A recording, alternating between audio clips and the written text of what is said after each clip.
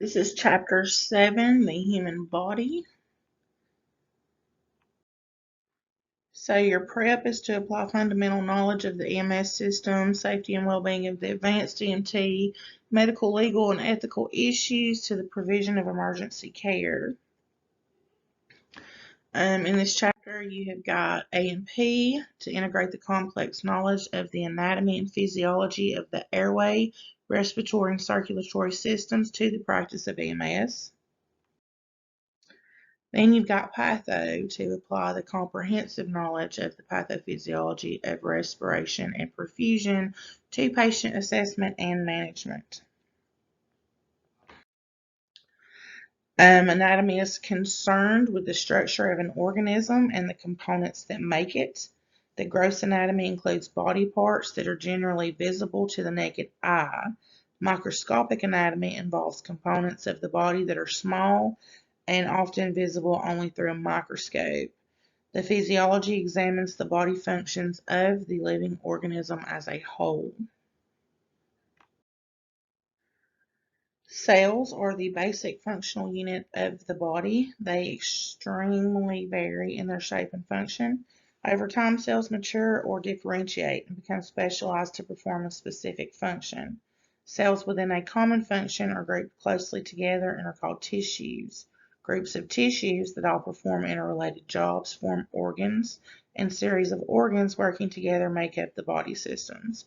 So groups of cells are tissues, groups of tissues are organs, groups of organs are body systems. All cells perform excretion and respiration. Cellular signaling is when cells communicate electrochemically within themselves and externally. In the cell structure, there are two general classes of cells, sex cells and somatic cells. Cells contain a cell membrane, a nucleus, and cytoplasm. The nucleus contains genetic material and controls the activities of the cell. And then here you're going to have all of the organelles listed, the tiny little organs that are contained within the cell. Make sure you're familiar with those. The cell membrane is also called the plasma membrane. It contains molecules that form pathways that allow movement into and out of the cell.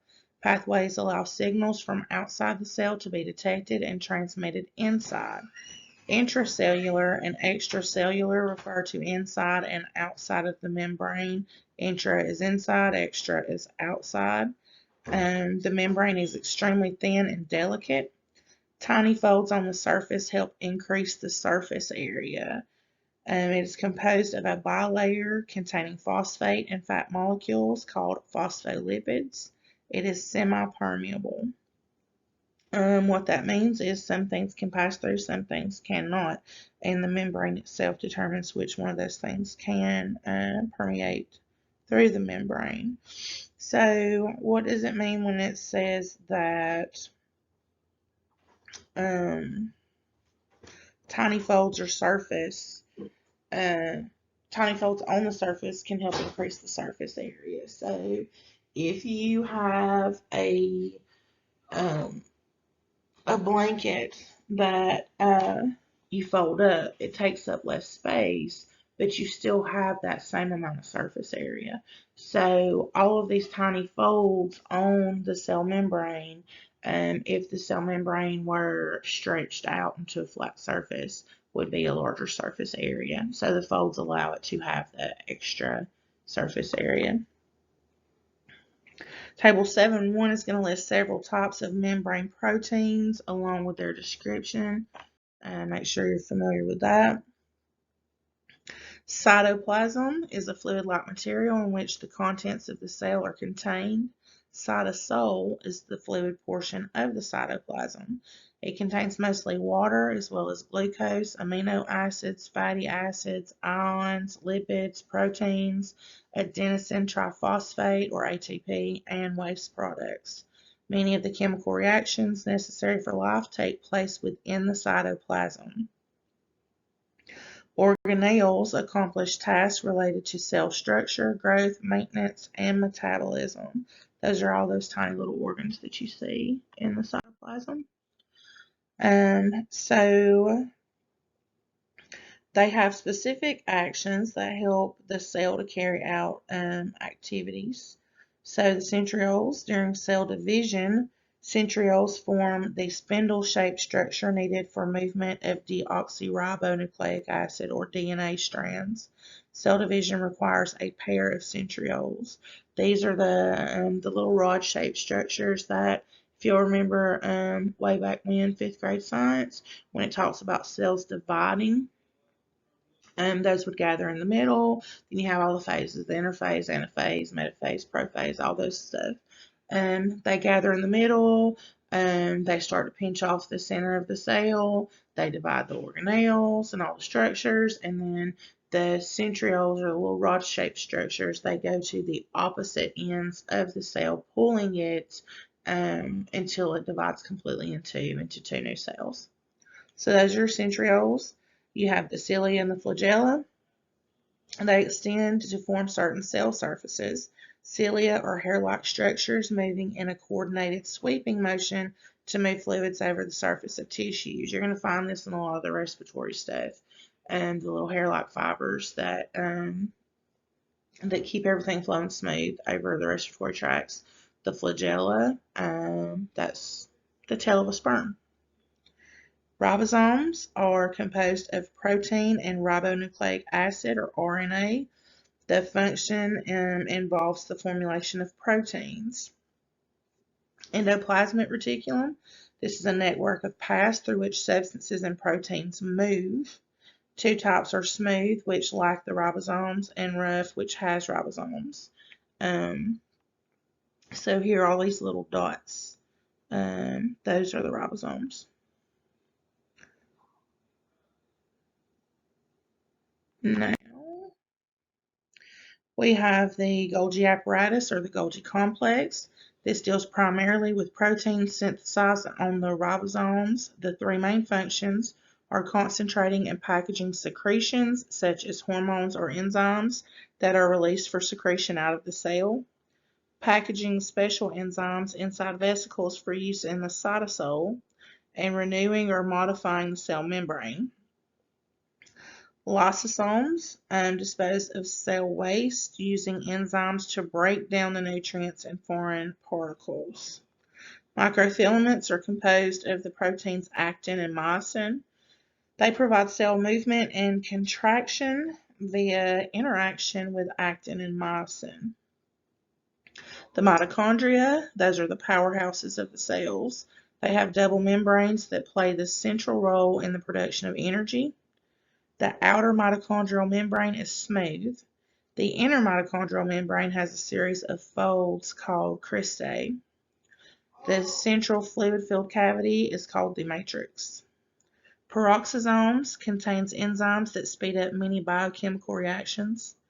Thick filaments are massive bundles of subunits composed of myosin. And vesicles, or vacuoles, are sacs that are formed when part of the cell membrane folds inward.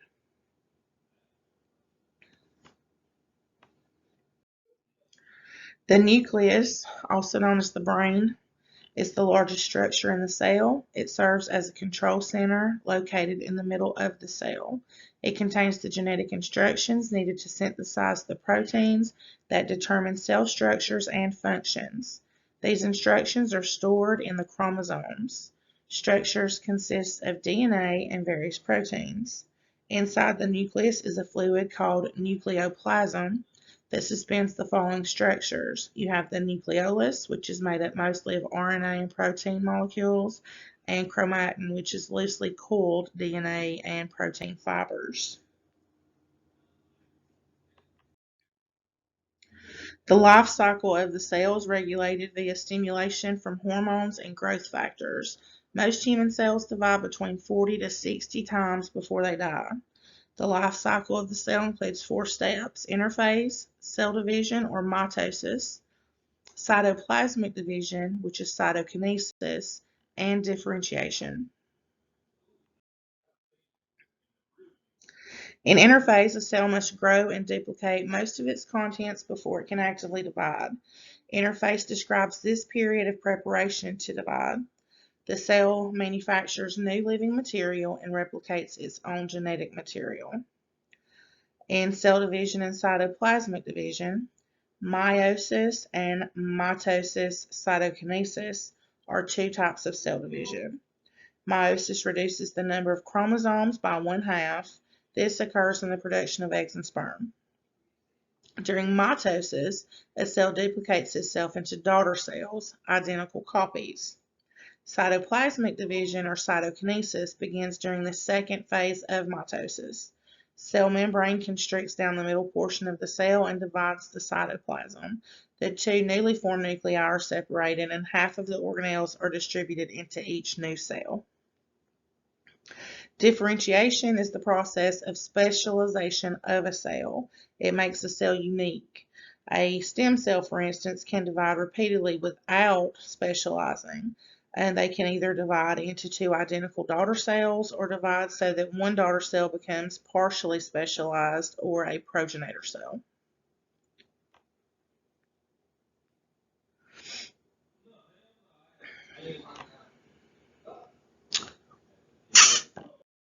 Okay.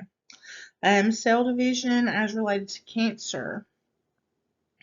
Cell division and growth occur at approximately the same rate as cell death. When cell division and growth occur at a higher rate than the cell death rate, the tissues enlarge. A neoplasm is the mass of tissue produced by abnormal cell growth and division. These can be benign or malignant. A benign tumor remains within the epithelium. It seldom becomes life-threatening and can usually be surgically removed. A malignant tumor spreads into surrounding tissues in a process called invasion. This may result in malignant cells traveling to other organs or tissues to establish secondary tumors. This is called metastasizing. Metastasis is not easily controlled. Malignancy occurs when a normal gene mutates. Modified genes are then called oncogenes. They get the onco from meaning cancer, like oncology. Cancer often begins where stem cells divide. Cancer cells change shape as they grow and gradually resemble normal cells less and less. The presence of tumor cells stimulates the growth of new blood vessels. As metastasis increases, organ function changes. Cellular respiration. Cells use glucose and oxygen to release energy from organic compounds. This process of cellular respiration requires three types of reactions. You have glycolysis, the Krebs cycle, and the electron transport chain. The result of cellular respiration is carbon dioxide, water, and high-energy ATP molecules. Glycolysis occurs in the cytosol of the cytoplasm. It involves a series of enzymatically catalyzed reactions in which glucose is broken down to yield lactic acid and pyruvic acid. It does not require oxygen and is referred to as anaerobic process. Anaerobic means without oxygen. If oxygen is present in the right amounts, pyruvic acid can enter the more efficient energy pathways of aerobic respiration, which involves oxygen. Aerobic reactions yield as many as 36 ATP molecules per glucose molecule. So one glucose will equal 36 ATP.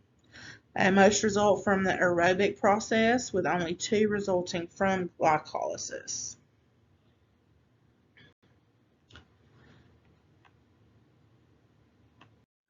This figure shows the anaerobic metabolism versus aerobic metabolism. During the process of anaerobic metabolism, which occurs in the cytoplasm, the breakdown of glucose results in lactic acid. During aerobic metabolism, which occurs in the mitochondrion, the breakdown of glucose results in carbon dioxide, water, and adenosine triphosphate. The Krebs cycle. This is also called the citric acid cycle or the tricarboxylic acid cycle. It is an aerobic process. The sequence of enzymatic reactions involving the metabolism of carbon chains of glucose, fatty acids, and amino acids. It occurs in the presence of oxygen. When food is ingested, large macromolecules are broken down to simple molecules. Proteins are broken down into amino acids. Carbohydrates are broken down into simple sugars or glucose. Fats broken down into both glycerol and fatty acids. And then glycerol and amino acids are broken down into pyruvic acid. After glycolysis and the Krebs cycle have occurred, a total of 4 molecules of ATP have been produced. When oxygen is absent, respiration can still occur via an anaerobic process. Lactic acidosis can develop with shock due to insufficient oxygen. During the electron transport chain, 34 molecules of ATP are produced in an aerobic process. The overall process is termed aerobic respiration. For cellular respiration, glucose and oxygen are required. Nearly half of the energy is recaptured as high-energy electrons stored in the cells through the synthesis of ATP. Each ATP molecule has a chain of 3 chemical groups. These groups are called phosphates. The end result is 38 molecules of ATP.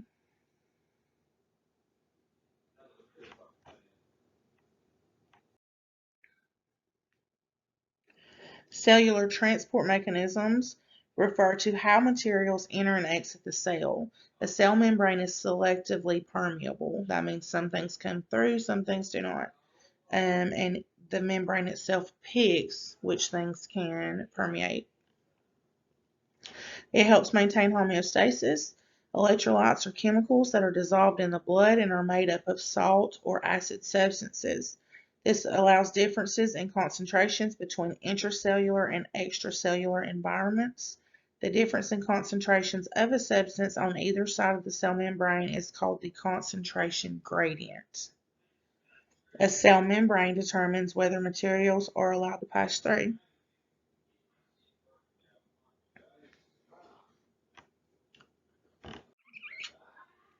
Diffusion. This is a passive movement of a solute moving from an area of higher concentration to an area of lower concentration until an even distribution of particles is achieved. The amount of carbon dioxide that remains in the arterial blood is almost equal to the amount of carbon dioxide that is exhaled due to this process. I'm sorry if you hear my kid in the background screaming. He's playing his video games. So filtration, this is another method for moving substances. Kidneys are an example of this. They filter the compounds from the blood. So the end result is wastes are removed from the blood and excreted into the urine. Facilitated diffusion, same process as diffusion. However, this word right here, facilitated, means that it requires help. Okay. A carrier molecule moves substances in or out of the cells from areas of high concentration to areas of lower concentration. Energy is not required. A number of molecules transported is directly proportional to the amount of concentration. Active transport is the movement of a substance against a concentration or gradient. Endocytosis and exocytosis are processes that use energy from the cell to move substances into or out of the cell without crossing the cell membrane. 3 forms of endocytosis are pinocytosis, phagocytosis, and receptor-mediated endocytosis. So these medical terminology, pino to drink, phago to eat or swallow. So little fun facts.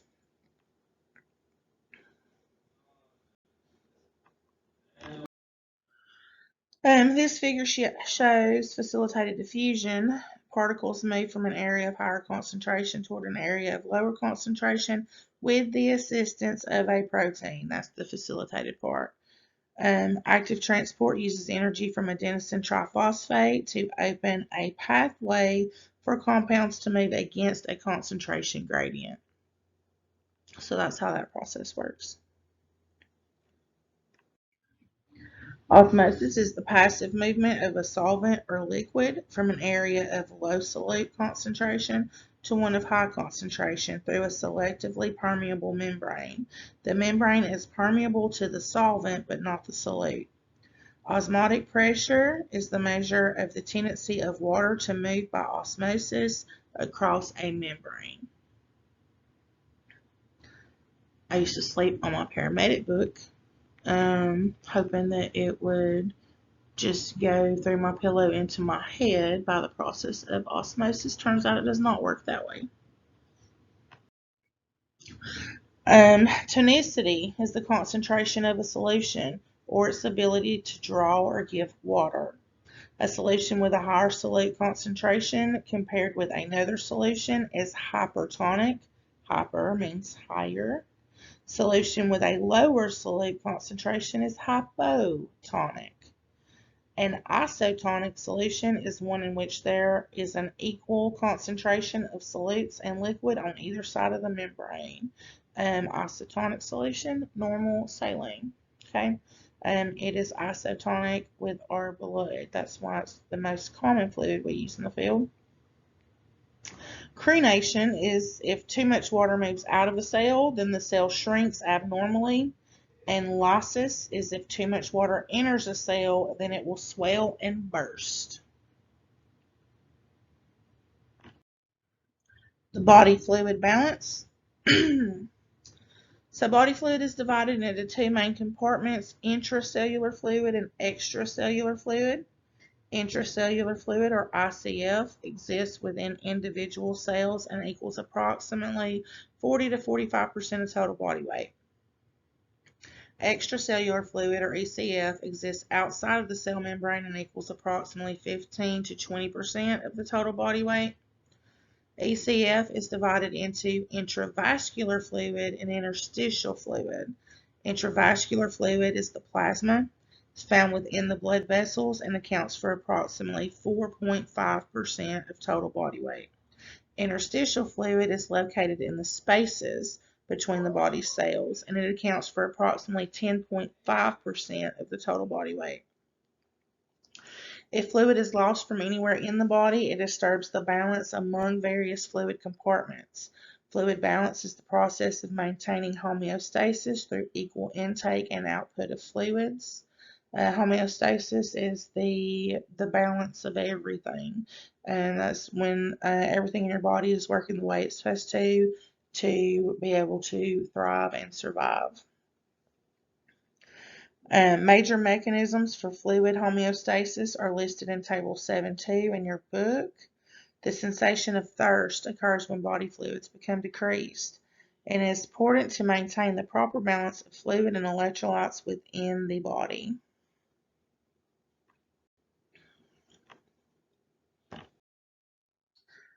Organ systems. An organ is composed of at least two kinds of tissue that are organized to perform a complex task. The 12 major organ systems of the body include integumentary, which is your skin, skeletal, muscular, nervous, endocrine, circulatory, lymphatic, immune, respiratory, digestive, urinary, and reproductive. We will be going through all of these in this chapter.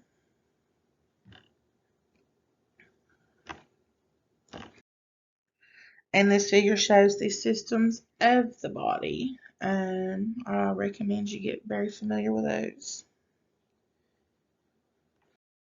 All right, jumping into the anatomy of the skeletal system. The skeleton gives us our recognizable human form and protects our vital internal organs. Bones constitute the major structure of the skeletal system. Cartilage, tendons, and ligaments are important connective tissues. Support structures in the skeletal system are listed in Table 7.3. A tendon is a specialized tough cord or band of dense white connective tissue that connects muscle to bone.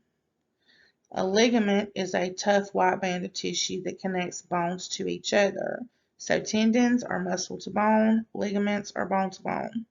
A strain or muscle pull occurs when a muscle is stretched or torn, and shiny connective tissue called cartilage is lubricated by a transparent viscous joint fluid. Your bones are classified according to their shape as long bones, short bones, or flat bones. Long bones are the femur, tibia, fibula, ulna, radius, humerus. Short bones are bones of the wrist and the ankle. Your flat bones are certain skull bones, ribs, your sternum, and your scapula. Irregular bones have unique shapes and are designed to perform a special function.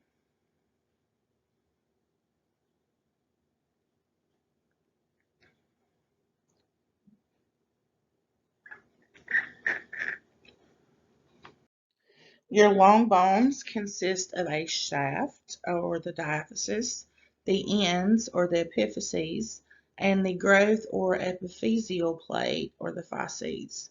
And the growth plate is the major site of bone elongation.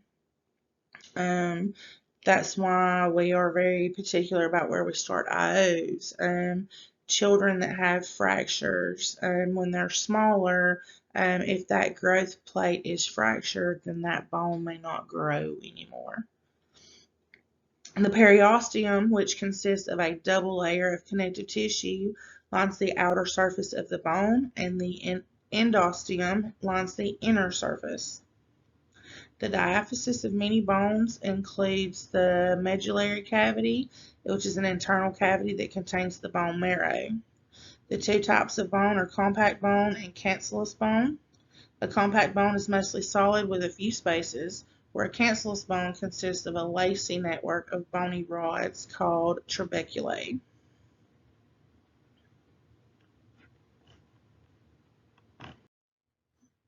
Your joints are formed wherever two long bones come in contact. This forms an articulation, or a joint. A joint consists of the ends of the bones that make up the joint and the surrounding connecting and supporting tissue. Some joints have slight limited motion in which the bone ends are held together by fibrous tissue. Such a joint is called a symphysis. The bone ends of a joint are held together by a fibrous sac called the joint capsule. On the inner lining of the joint capsule is the synovial membrane. It produces a thick lubricant called synovial fluid. Your shoulder joint is a ball and socket joint, and finger joints, elbow and knee, are hinge joints. And this right here shows the articulation for those. Your axial skeleton. The skeleton system is divided into two main portions. You have the axial and the appendicular skeletons.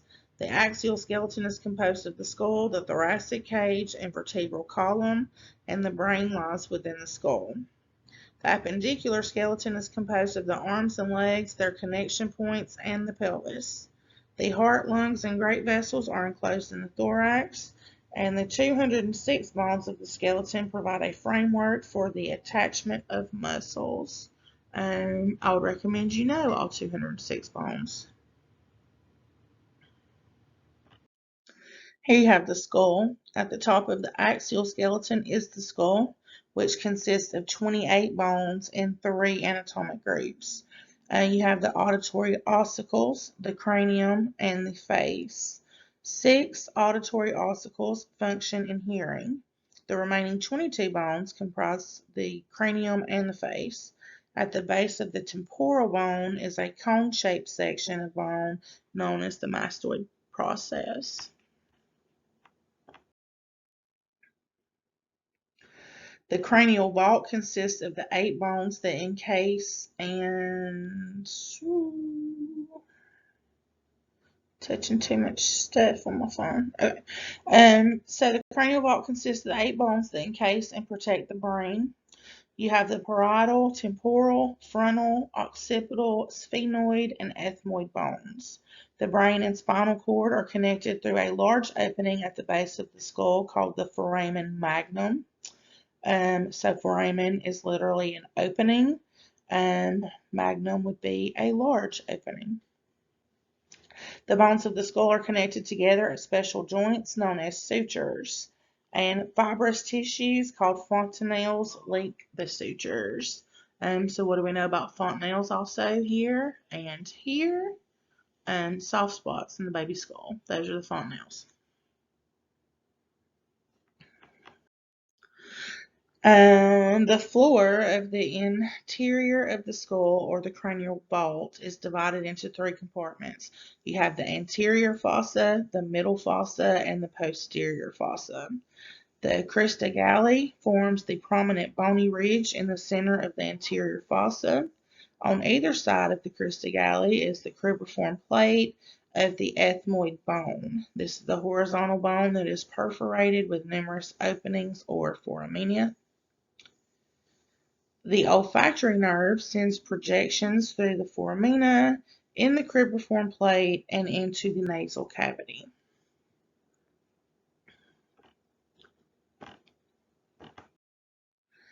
You have 14 facial bones that form the structure of the face.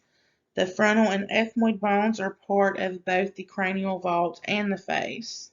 And the 14 bones include the maxilla, the mandible, the zygoma, those are your cheekbones, palatine, nasal, lacrimal, vomer, and inferior nasal concha bones. The facial bones protect the eyes, nose, and tongue.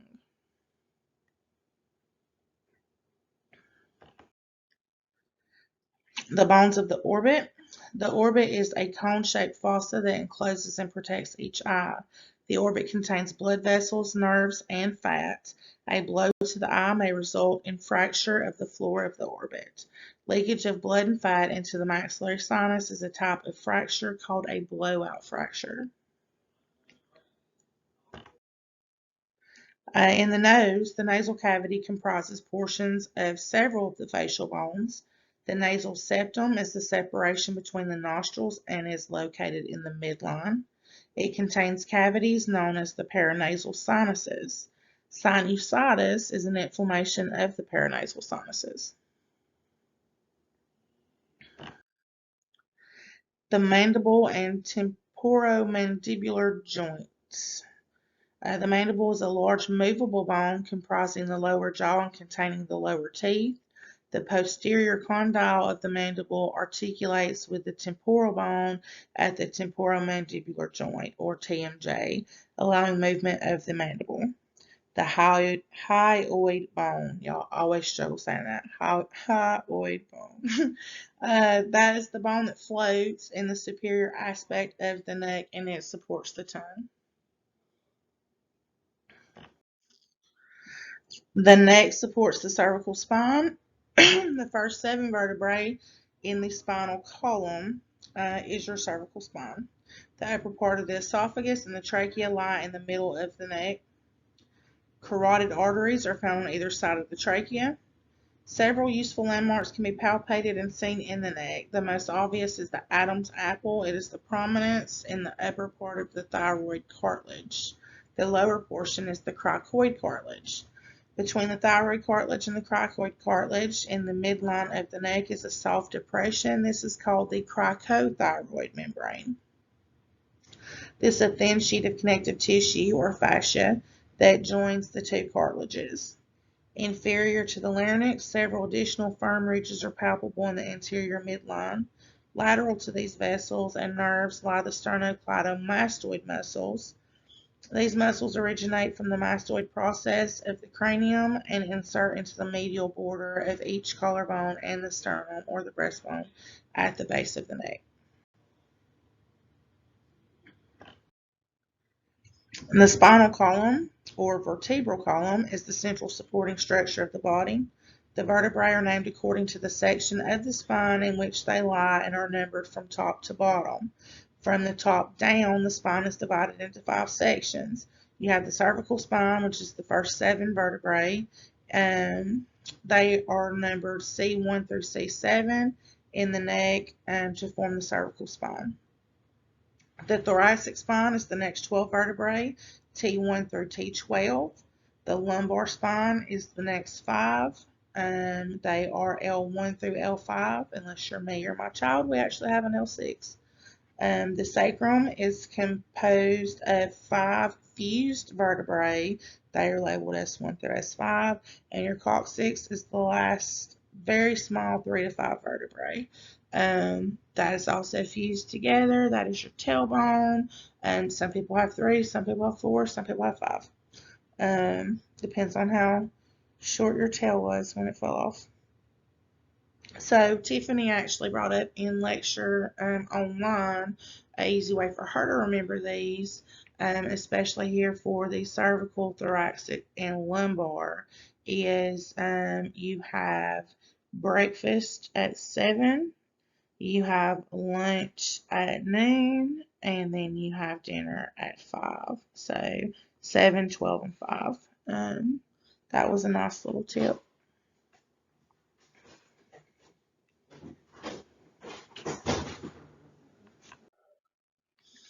So the first cervical vertebrae, or C1, is called the atlas.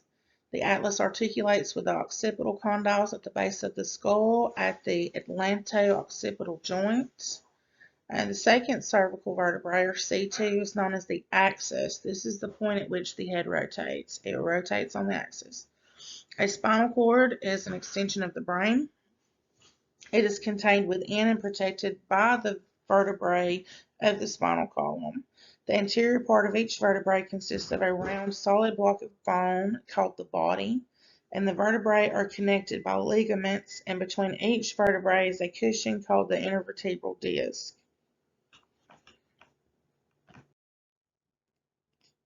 The thorax is formed by the 12 thoracic vertebrae and their 12 pairs of ribs. The boundaries of the thorax are the rib cage anteriorly, superiorly, and posteriorly, and the diaphragm lies inferiorly. In the anterior midline of the chest is the sternum.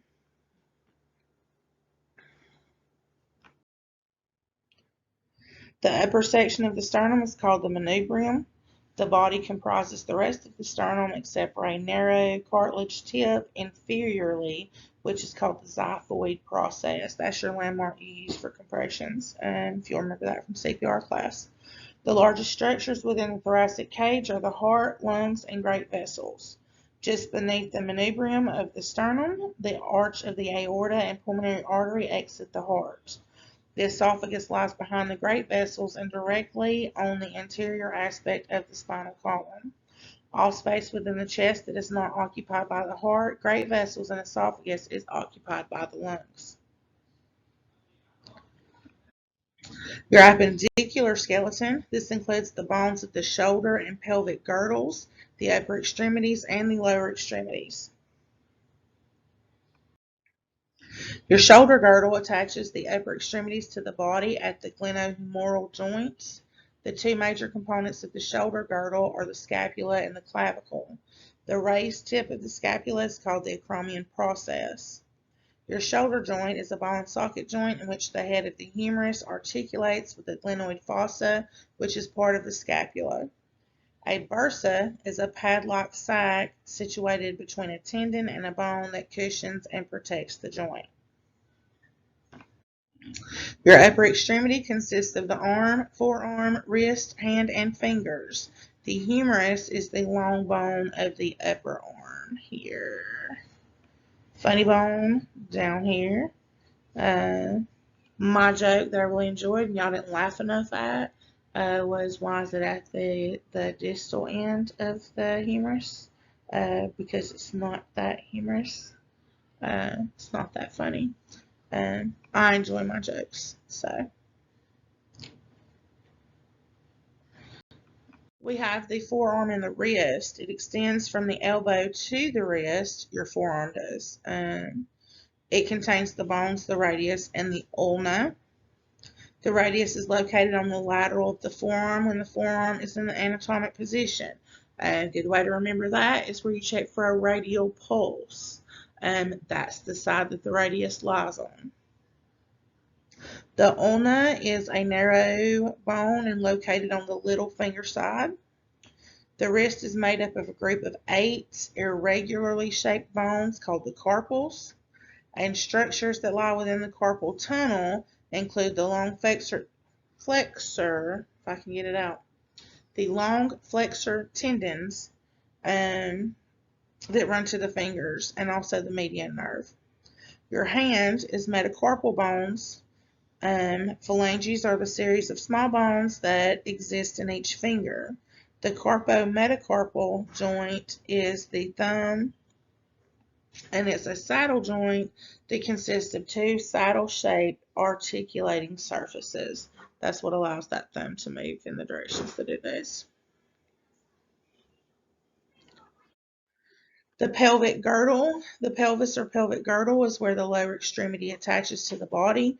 It contains a ring of bones that are formed by the sacrum and the coxal bones. Each coxa consists of three fused bones, the ilium, ischium, and pubis. The pelvis contains three joints, two posterior sacroiliac joints and the interior midline pubic symphysis. Obturator foramen is an opening between the ischium and the pubis that contains several important nerves and muscles. The pelvic girdle supports the body weight and protects the internal organs.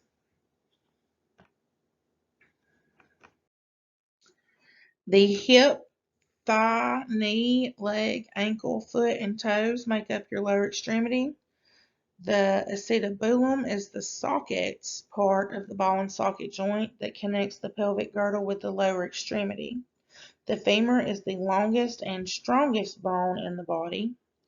The uppermost portion of the femur is the femoral head. It articulates with the pelvic girdle at the acetabulum. In addition to the femoral head, the proximal femur consists of the neck, greater trochanter, and lesser trochanter. Articular capsule is supported by three ligaments that are quite strong. All right, in your leg, at the distal end of the femur, you have the lateral and medial condyles.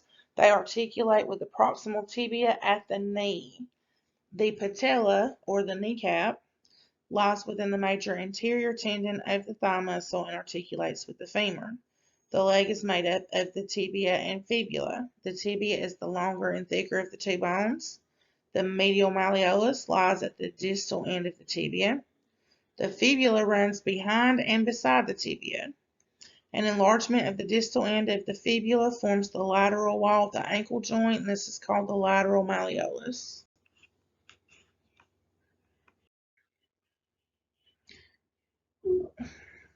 The knee is traditionally classified as a hinge joint. The anterior cruciate ligament prevents abnormal anterior movement or hyperflexion of the tibia. Several tendons, as well as collateral ligaments, lend additional strength to the knee joint. In the ankle, the talus articulates with the tibia and fibula to form the ankle. A fibrous capsule surrounds the ankle joint. The metatarsals and phalanges of the foot are arranged similarly to the bones of the hands. The physiology. The skeletal system is responsible for several functions. Bones protect internal organs, and with muscles, they enable movement. Various bone cells use calcium to create a suture that is hard and resilient. Bones consist of collagen and the mineral hydroxyapatites. The collagen fibers in bone act to lend flexibility and strength to bones. It helps with the creation of various types of blood cells, and bones are a living substance with cells that require a blood supply themselves. This is the anatomy of the musculoskeletal system. The human body is a well-designed system whose form, upright posture, and movement are provided by the musculoskeletal system. It refers to the bones and voluntary muscles of the body. More than 600 muscles are in the musculoskeletal system. Muscles outside of this system include smooth muscle or involuntary muscle and cardiac muscle. Smooth muscle responds only to primitive stimuli, and cardiac muscle contributes to the functioning of the cardiovascular system.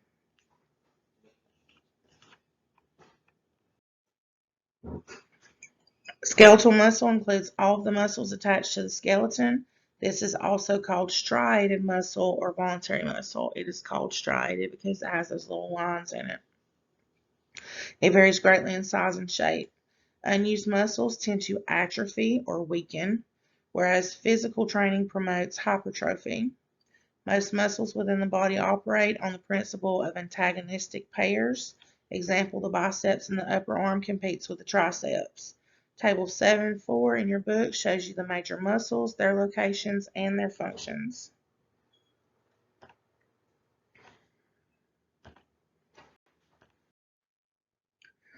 The physiology, the musculoskeletal system has several functions.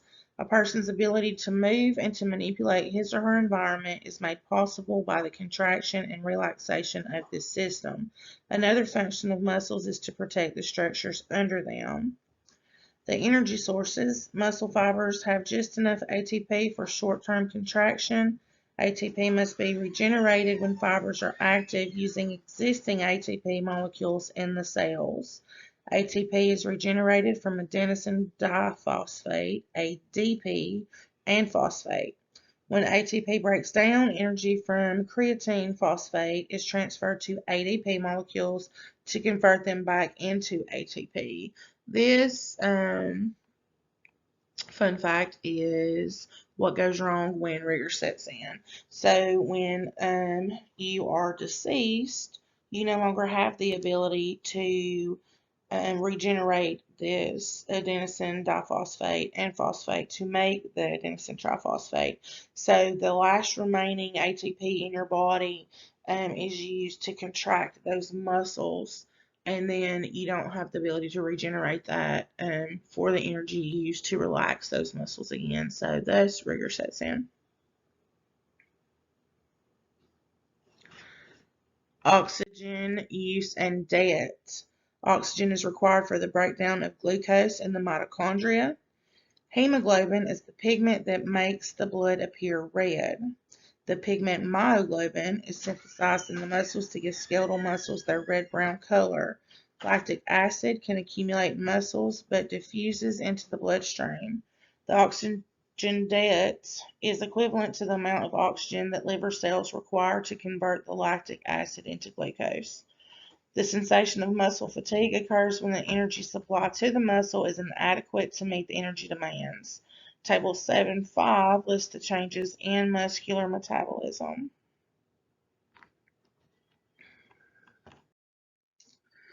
The anatomy of the respiratory system. The respiratory system consists of all the structures of the body that contribute to respiration.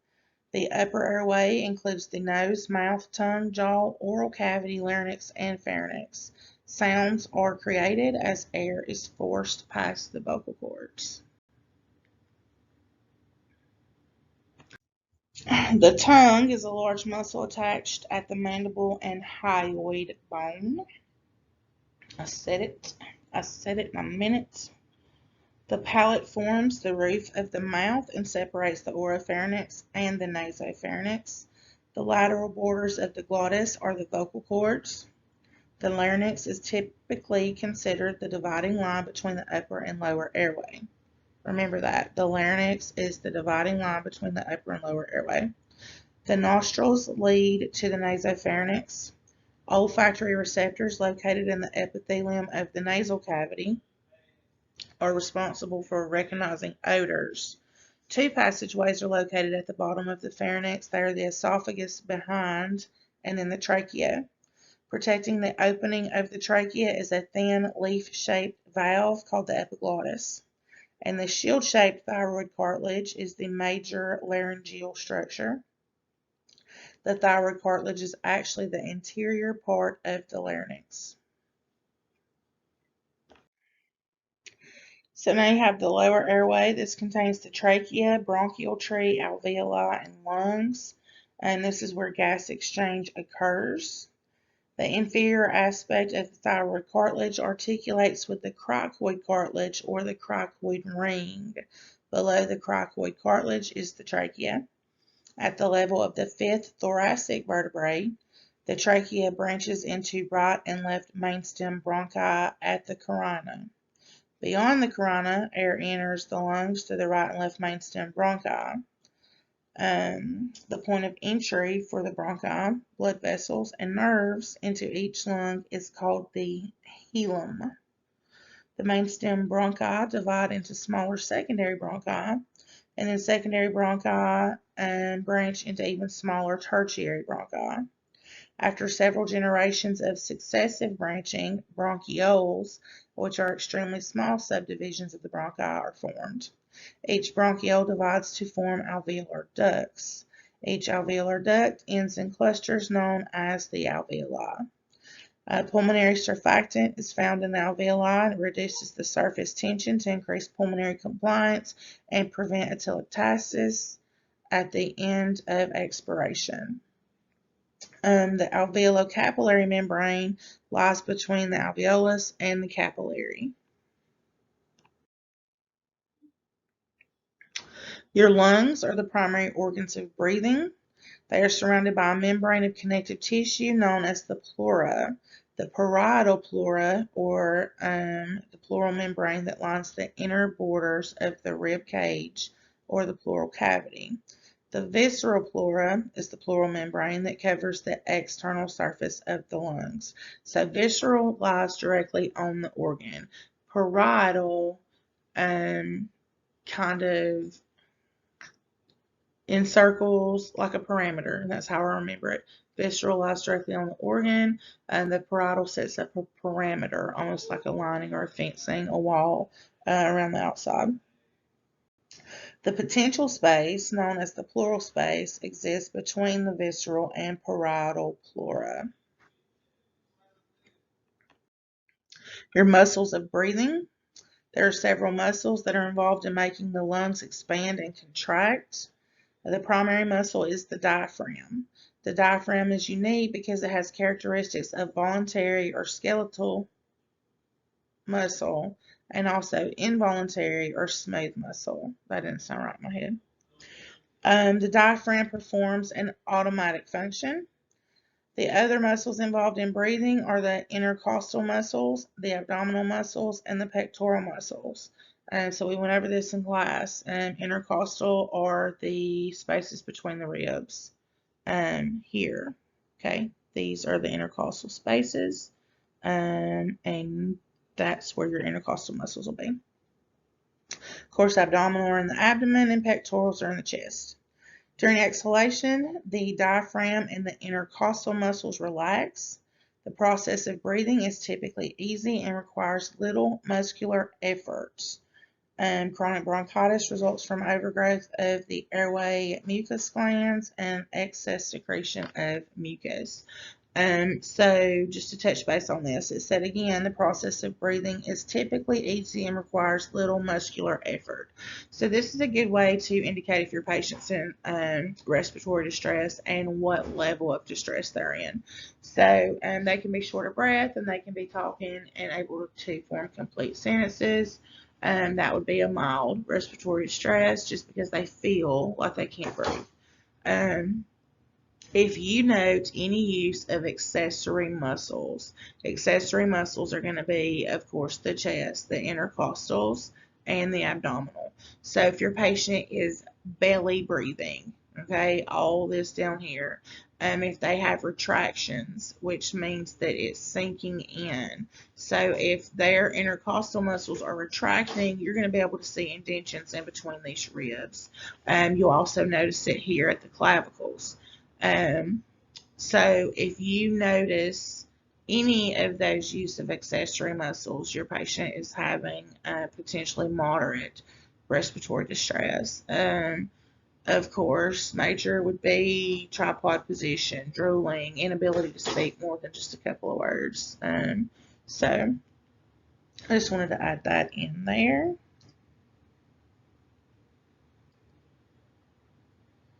All right, the physiology of the respiratory system.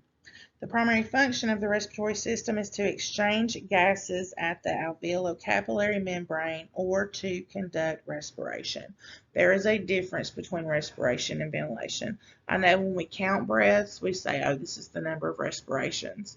However, actually the medical term for respiration, or the medical definition for respiration, is going to be the actual gas exchange, okay? gas exchange where you upload the oxygen and offload the carbon dioxide. That is respiration. Ventilation is the actual movement of the air in and out. Okay, so their primary function of the respiratory system is to exchange gases at the alveolo-capillary membrane or to conduct respiration. Oxygen is essential for the body to function. Ventilation is the actual process of moving air in and out of the lungs. Respiration. Diffusion is a process by which a gas dissolves in a liquid. Oxygenated blood enters the left side of the heart and is pumped to the tissues. Because there are so many alveoli, a fairly large surface area exists for respiratory exchange to occur. COPD patients, they don't have the same amount of functioning alveoli, and the alveoli collapse actually, and so this is why they have higher CO2 levels, lower oxygen levels, because during this gas exchange, as the blood passes through, they don't have as many alveoli there to take on the oxygen and put off the CO2, so that throws those levels and values off for those patients. This figure shows oxygen exchange occurring in the capillaries of the lungs. Oxygen passes from the blood to the tissue cells, and carbon dioxide and waste pass from the tissue cells to the blood. Chemical control of breathing. The respiratory center in the brainstem controls breathing. Automatically controls breathing if the level of carbon dioxide or oxygen in arterial blood is too high or too low. Again, your COPD patients, they depend on that hypoxic drive. Hypoxic meaning a lower oxygen level, to help control their breathing. So that's why a lot of medical people panic when we put a non rebreather at 15 liters on a COPD patient, because that can actually knock out that hypoxic drive and cause them to quit breathing. The solution to that is you bag them. Once the oxygen levels go down and the CO2 levels come back up to what they're used to, they will start breathing again.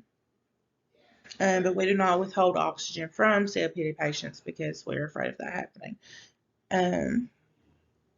So the main respiratory stimulus is accumulation of carbon dioxide in the blood. Low blood oxygen levels also stimulate breathing. That's what I was talking about with COPD patients. A decrease in the pH of the arterial blood that is caused by an elevation in the PaCO2 is called a primary respiratory acidosis. An increase in the pH of blood that is caused by excessive exhalation of CO2 is called primary respiratory alkalosis. So changes in the PaCO2 may occur in response to primary metabolic problems, and these are called compensatory changes. It's compensating. And the body also has a backup system to control respiration called the hypoxic drive. We just discussed that. Your acid-base balance. An acid is a substance that increases the concentration of hydrogen ions in a water solution. A base is a substance that decreases the concentration of hydrogen ions. The most common expression of acidity is pH. When pH is higher, the blood is too basic or alkalotic. When pH is lower, the blood is too acidic or acidotic. Right here, around 7.4 is what is considered, well, 7 is neutral, but right here, about 7.4, is the normal pH balance for humans for their blood.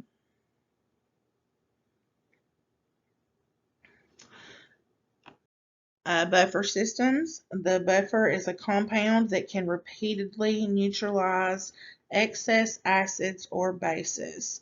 Buffers absorb hydrogen ions when they are in excess and donate hydrogen ions when they are depleted. So this buffer system is what keeps our pH balanced.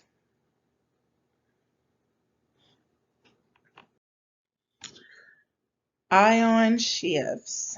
Concentrations of hydrogen ions can be increased by adding more hydrogen ions to a solution or by removing OH negative ions. To make a solution more acidic, a higher concentration of hydrogen and a lower concentration of OH negative are needed. If the solution needs to be more basic, meaning increasing the pH level, there are two options. You can decrease the amount of H positive and increase the amount of OH negative. Acids can be classified as strong or weak depending on how completely they dissociate in water. To function properly, acid-base balance must exist on both sides of the cell. Calcium ions also shift out of the cell in response to the influx of hydrogen. An increase in extracellular hydrogen ions results in acidosis. A decrease in extracellular hydrogen ions results in alkalosis.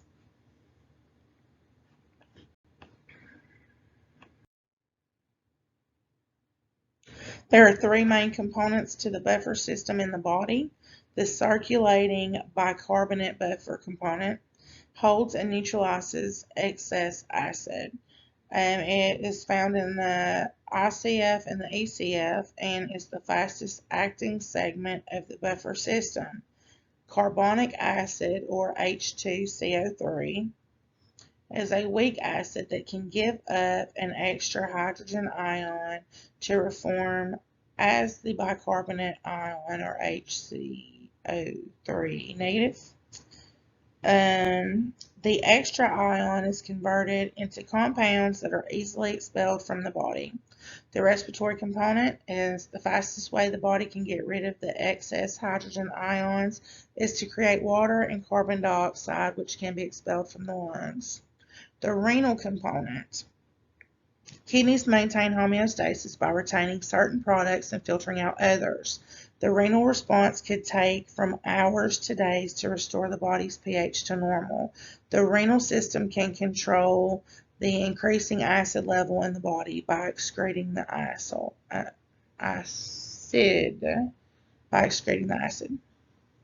So, with that being said, if you take into account the respiratory component and the renal component, this is what happens when you have your dialysis patients that have fluid overload or have skipped their treatment. A lot of times they skip a treatment. The next day they're going to the hospital for shortness of breath, and this is why. It's the body's backup system. It's trying to expel all this through the respiratory component.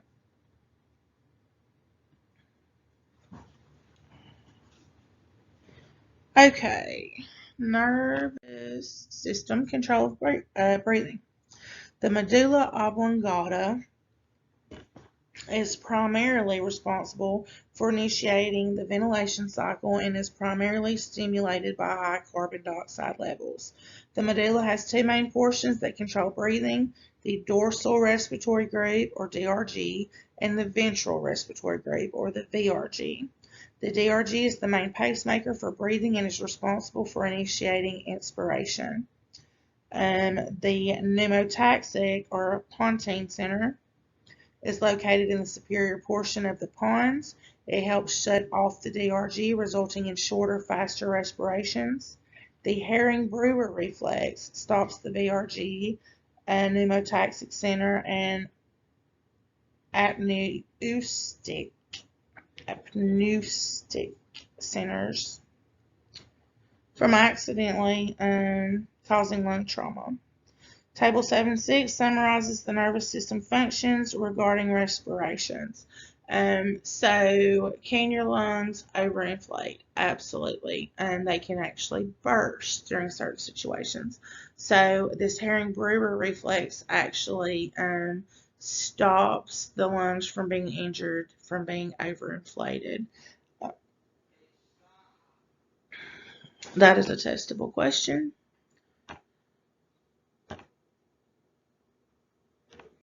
Okay, lung volumes.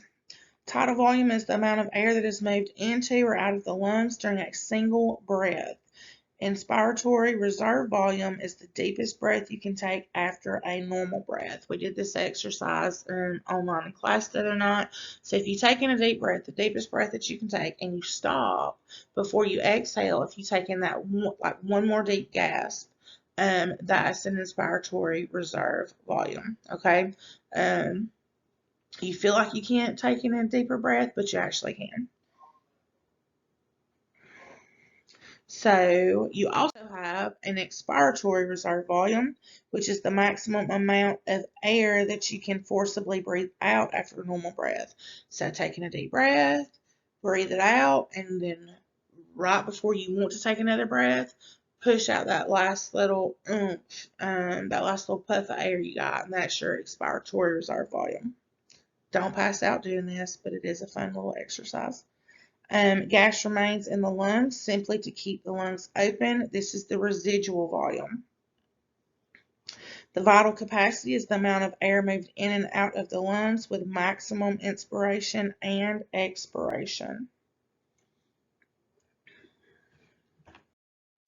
Your dead space is the portion of the respiratory system that has no alveoli. The depth of each breath is critical information to know when assessing ventilation.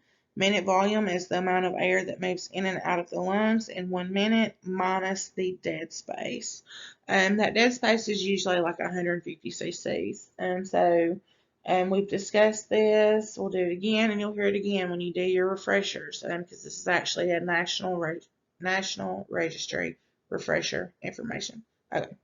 So if you have a patient that is breathing normal rate and volume, so you're looking at, let's say, 500 cc's of air, that's the normal adult tidal volume. So 500 cc's of air, 10 breaths a minute, that is 5,000 cc's of air a minute. Okay, however, you have a patient that has tachypnea and shallow respirations. So their breathing rate is higher and their volume is not as deep. So let's say their volume is 250 cc's because they're breathing shallow and they're breathing 20 times a minute. Okay, so 250 times 20, still 5,000. So patient A with no distress has 5,000 cc's a minute. Patient B in obvious distress has 5,000 cc's. Is patient A's 5,000 the same as patient B's 5,000? No. So why not? That dead space, typically 150 cc's. So patient A that's not in distress has 500 cc volume intake. You take away the 150 cc's for dead space, you've got 350 cc's to work with for gas exchange and for respiration. So patient B, who is in distress, has a 250 tidal volume. You take away that 150 for the dead space, they have 100 cc's of air that they're working with for gas exchange and respiration to occur. That's a big difference. So just a little backstory on what's going on there. Characteristics of normal breathing.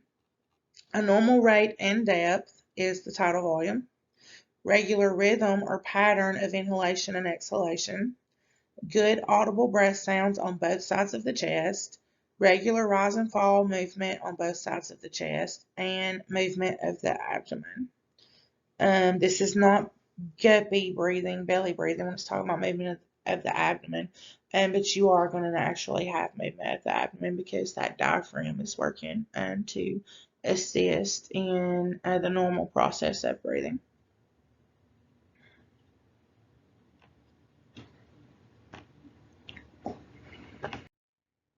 All right, the circulatory system. Anatomy. The circulatory system is a complex arrangement of tubes connected to one another and to a pump. Another name for this system is the cardiovascular system. So the heart is the pump and the vessels are your tubes. It is an entirely closed system. Systemic circulation in the body and pulmonary circulation in the lungs is what makes the system up.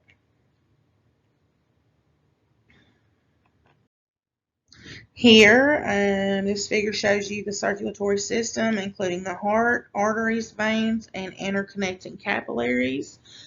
Here and here is showing you, also here and here, showing you where gas exchange ventilation actually occurs.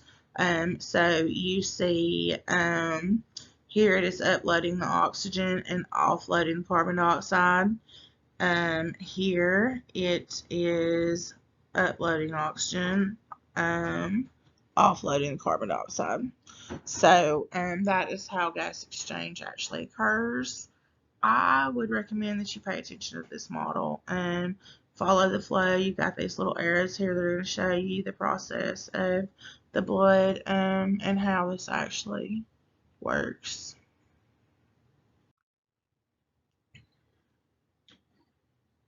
Alright, the heart is a muscular organ that pumps blood throughout the body. It is located behind the sternum and it is about the size of a closed fist. It is approximately 2/3 of the heart that lies in the left part of the mediastinum. The heart muscle is called the myocardium. The pericardium and the pericardial sac is a thick fibrous membrane that surrounds the heart and the bases of the great vessels. The visceral layer of the pericardium lies closely against the heart and is also called the epicardium. The second layer of the pericardium, or the parietal pericardium, is separated from the visceral layer by a small amount of pericardial fluid that reduces friction within the pericardial sac. So this muscle is pumping. Your heart's a muscle and it's pumping and it's inside this confined space. So you have the fluid surrounding it to keep it from rubbing up against these other surfaces. Here you see the words again, the visceral and parietal. Remember, visceral is against the organ, parietal is like a parameter around that. Endocardium is an interior lining of the heart. Interatrial septum separates the two atria. Interventricular septum separates the right and left ventricles. Each atrium receives blood that is returned to the heart from other parts of the body. Each ventricle pumps blood out of the heart. You have semilunar valves that are located between the ventricles and the arteries into which they pump blood. Blood enters into the right atrium via the superior and inferior vena cava and also the coronary sinus. Blood from 4 pulmonary veins enters the left atrium. Between the right and left atria is a depression, the fossa ovalis, which represents the former location of the foramen ovale. We discussed this in class also. So it says former location because this foramen ovale, this is something that's found in pediatrics. So when a baby is in the fetal circulatory system and is having to pass blood back and forth between the fetus and the mother, you have these extra holes in the heart that allow for this to happen. When the baby is born, these actually close as soon as that circulation is cut off between the mother and the fetus. They breathe on their own and they're responsible for their own circulation. So these extra holes that they have close up. Sometimes they don't. You may have heard of a baby with a hole in their heart that had to have surgery, or you may hear of babies that have a murmur, and then when they recheck them again a couple weeks later, that murmur's gone because that hole actually closed. But it does leave a depression called the fossa ovalis, and that is where that foramen ovale used to be. So this figure here shows the heart and the anatomy of the heart. You should know every single piece of this, and you should actually be able to trace a drop of blood from the inferior vena cava and the superior vena cava through this entire heart process. process. Okay. So yes, you should absolutely be able to do that.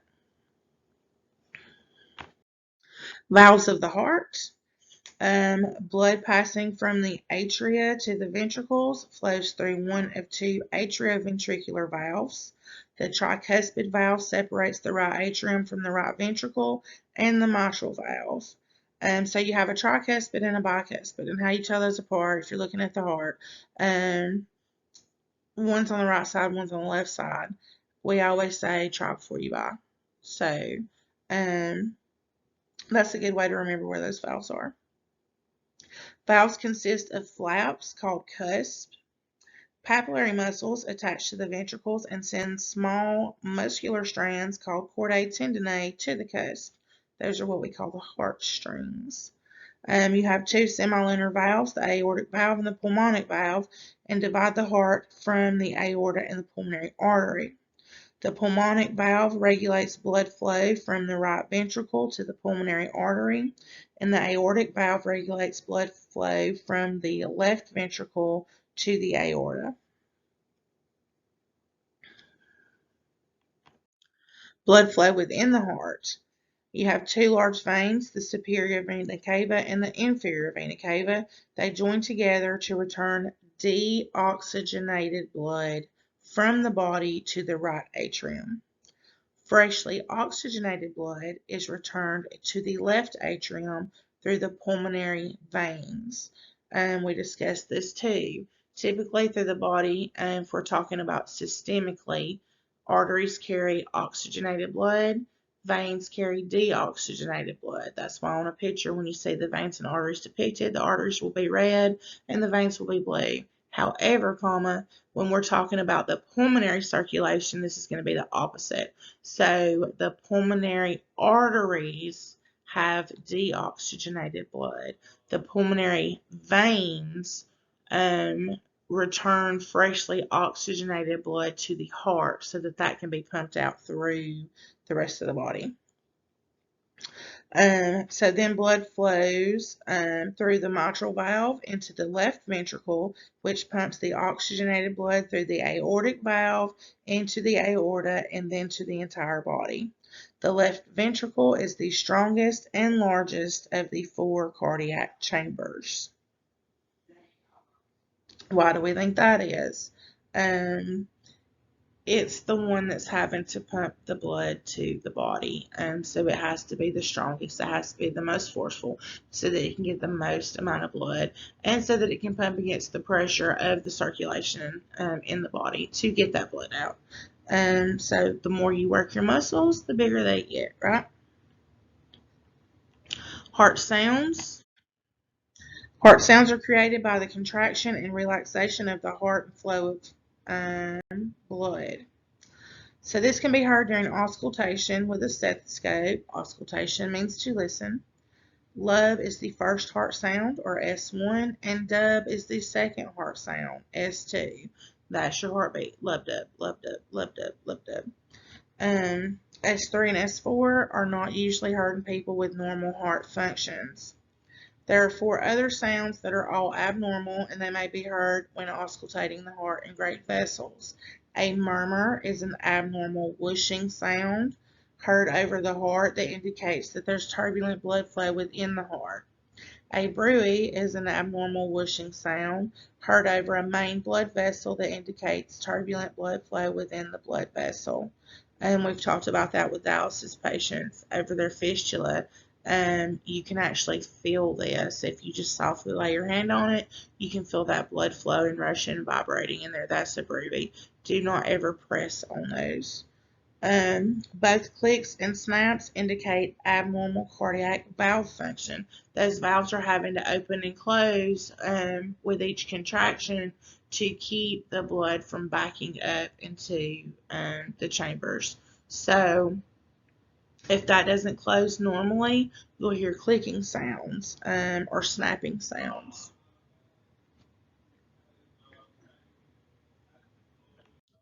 The electrical conduction system. Mechanical pumping action of the heart occurs in response to an electrical stimulus. The brain partially controls the heart's rate and strength of contraction via the autonomic nervous system. Contractions are initiated within the heart itself in a group of complex electrical tissues that are part of the conduction system. All right, the cardiac conduction system itself has 6 parts. You have the SA node, which is the sinoatrial node. It is right here. You have the AV or atrioventricular nodes. Those are located between the atria and the ventricles. You have the bundle of His. And then you have the right and left bundle branches that occur here. That's like this little wishbone shape right here. And you have the Purkinje fibers, and that's what wraps around your ventricles here. The sinoatrial node, again, here, is the normal site of origin of the electrical impulse. That is the heart's natural pacemaker. Now, if this pacemaker fails, it goes down the line from node to node to node to node to nodes until it finds a pacemaker that works. The impulse then travels to the atrioventricular node, and the electrical stimulation of the heart muscle then continues towards the bundle of His.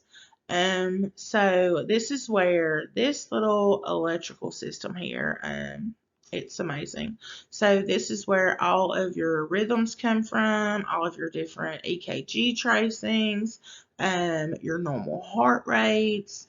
I could talk to you for hours on hours about the heart and cardiac stuff, and you were not there yet. You're not ready for that, and that is too much. But I really want you to dive into this and understand how this works.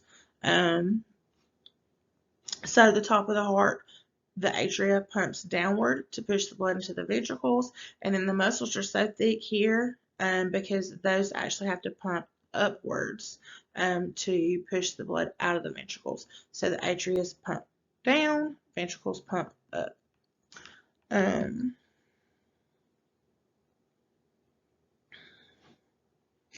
All right, regulation of heart function. The heart's chronotropic state, dromotropic state, and inotropic state are provided by the brain via the autonomic nervous system. Baroreceptors respond to changes in pressure, usually within the heart or the main arteries. Chemoreceptors sense changes in the chemical composition of the blood. Stimulation of receptors often cause activation of either the parasympathetic or sympathetic branches of the autonomic nervous system, affecting both the heart rate and the strength of muscle contractions or contractility of the heart.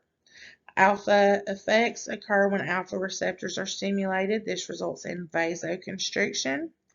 And beta effects occur when beta receptors are stimulated, resulting in increased inotropic, dromotropic, and chronotropic states. Or the cardiac cycle. This is a process that creates the pumping of the heart. Systole is contraction of the ventricle mass and pumping of blood into the systemic circulation. The pressure also exists in the vessels during diastole.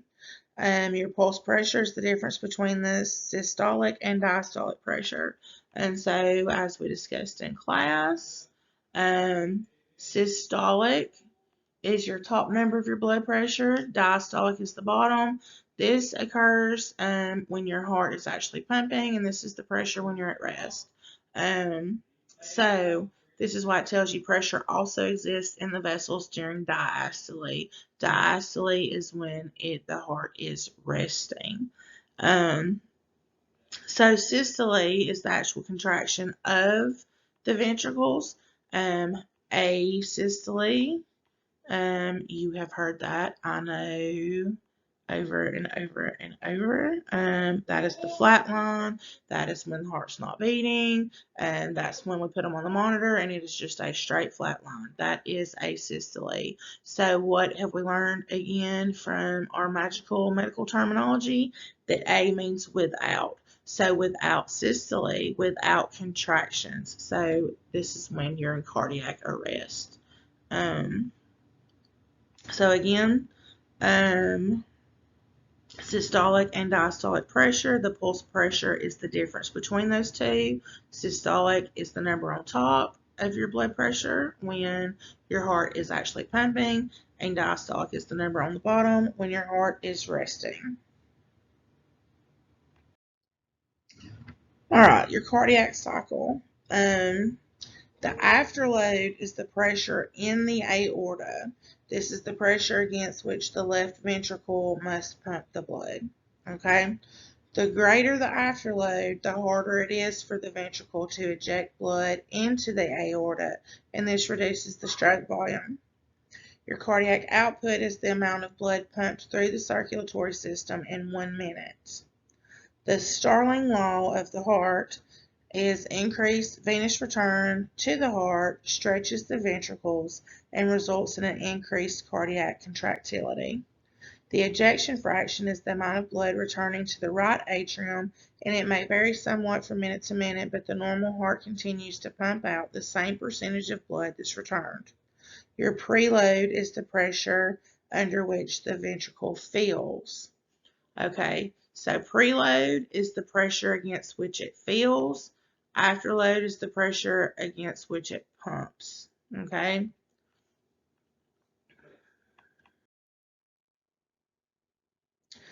Your vascular system. Blood is transported through the body in the arteries and veins. Arteries branch into many small arterioles that divide even further into capillaries. Walls of the blood vessels are composed of 3 layers of tissue. You have smooth, thin inner lining, which is the tunica intima or endothelium. You have the middle layer, the tunica media, which is composed of elastic tissue and smooth muscle cells. And you have the outer layer of tissue, or the tunica adventitia. It consists of elastic and fibrous connective tissue. So we can gather that tunica means layer, intima is inner, media is middle, and adventitia is the outer.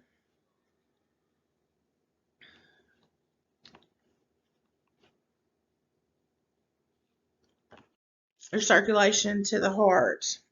Oxygen to the heart is supplied via the coronary arteries. The coronary circulation emanates from the left and right coronary arteries. The right coronary artery divides into 9 important branches. The left main coronary artery is the largest and shortest of the myocardial blood vessels. It rapidly divides into 2 branches, the left anterior descending or LAD artery and the circumflex coronary arteries.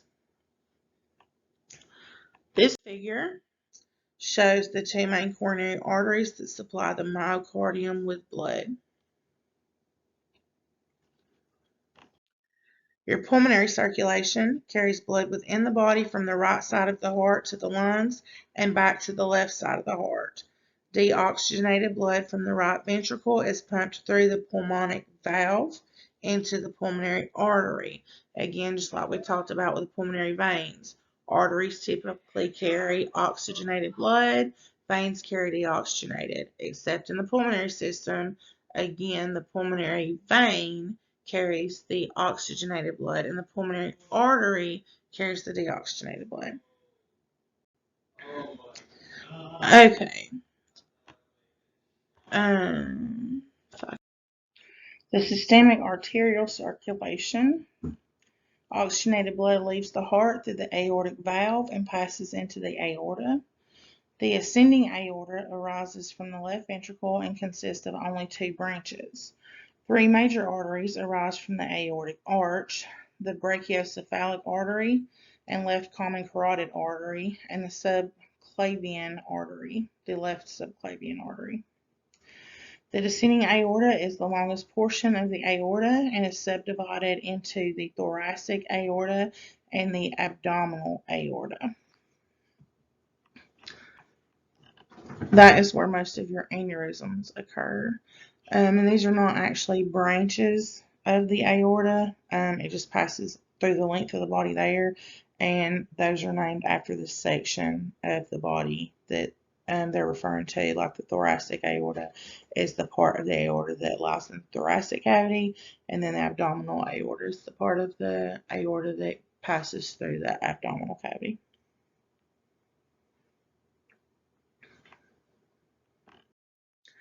This figure shows the principal arteries and veins.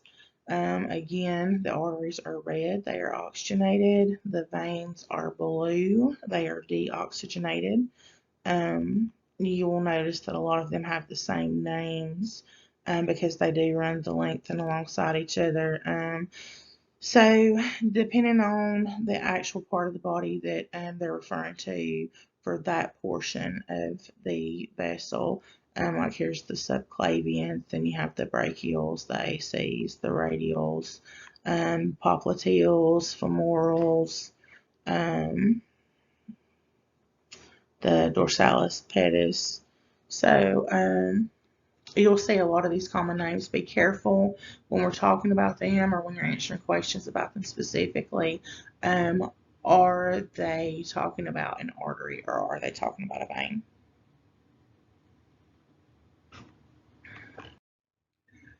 The head and neck, the brachiocephalic artery is the first vessel to branch from the aortic arch. Each common carotid artery branches at the angle of the mandible and into the internal and external carotid arteries. This point of division is called the carotid bifurcation.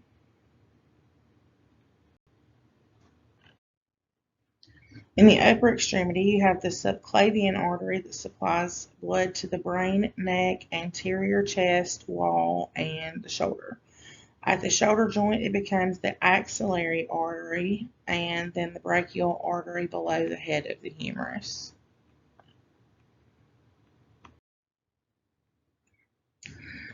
The thoracic aorta, you have two types of branches of arteries that make up the thoracic aorta, the visceral arteries and the parietal arteries. The visceral arteries supply blood to the thoracic organs, and parietal arteries supply blood to the thoracic wall. Again, the visceral is against the organ, parietal is the perimeter. Intercostal arteries, remember those are the ones between the ribs, branch into anterior and posterior intercostal arteries. The anterior intercostal arteries originate as branches of the subclavian system. The posterior intercostal arteries arise directly from the aorta. The abdominal aorta, branches of the abdominal aorta are divided into visceral and parietal. The visceral arteries are subdivided into paired and non-paired arteries. The celiac trunk supplies blood to the esophagus, stomach, duodenum, spleen, liver, and pancreas. Paired branches of the visceral abdominal aorta supply blood to the kidneys, adrenal gland, and gonads. The pelvis and lower extremity at the level of the fifth lumbar vertebrae, so the last vertebrae of the lumbar branch, and the aorta divides into the two common iliac arteries. The external iliac arteries become the femoral arteries. The femoral arteries become the popliteal arteries in the lower thigh, and at the foot, the anterior tibial artery becomes the dorsalis pedis artery, and the plantar arteries arise from the posterior tibial artery. So again, that artery is just passing through, and the name changes to indicate the location of the section that we're talking about. Systemic venous circulation. Now we're talking about the veins. In the head and the neck, you have two major veins that drain the head and the neck, and they are called the external and internal jugular veins. The spaces between the membranes surrounding the brain form the venous sinuses. And the external and internal jugular veins join the subclavian veins. In the thorax, the venous drainage begins at the anterior and posterior intercostal veins. And in the abdomen and pelvis, all venous drainage from the lower part of the body passes through the inferior vena cava. The internal iliac veins drain the pelvis, and the external iliac veins drain the lower limbs. The hepatic portal system is a specialized part of the venous system that drains blood from the liver, stomach, intestines, and spleen. Blood then empties into the hepatic veins, which join the inferior vena cava.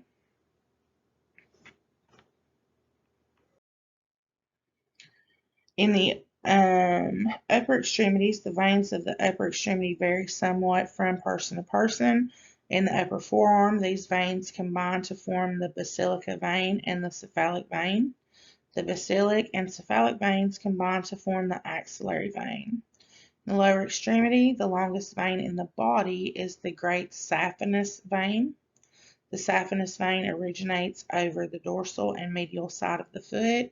It ascends along the medial side of the leg and thigh and empties into the femoral vein. The veins of the feet also drain into the anterior and posterior tibial veins, which accompany their respective arteries, uniting at the knee to form the popliteal vein.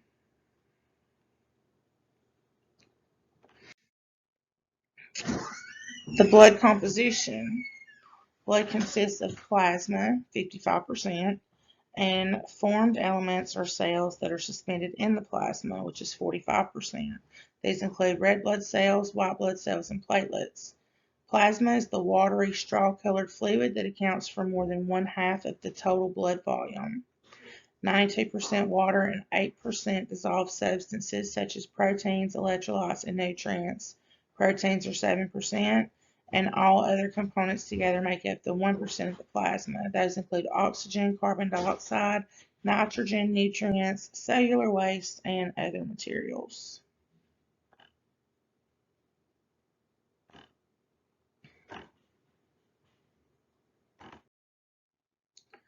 The red blood cells, or RBCs, carry oxygen to the tissues. Red blood cells contain a protein known as hemoglobin, which gives them their reddish color. Erythropoiesis is the ongoing process by which red blood cells are made. Those cells destined for destruction decompose in the spleen and other tissues rich in cells known as macrophages. Again, the PHAG, we talked about like dysphagia. That means to eat. So those cells are specifically designed or specialized to consume the decomposing cells.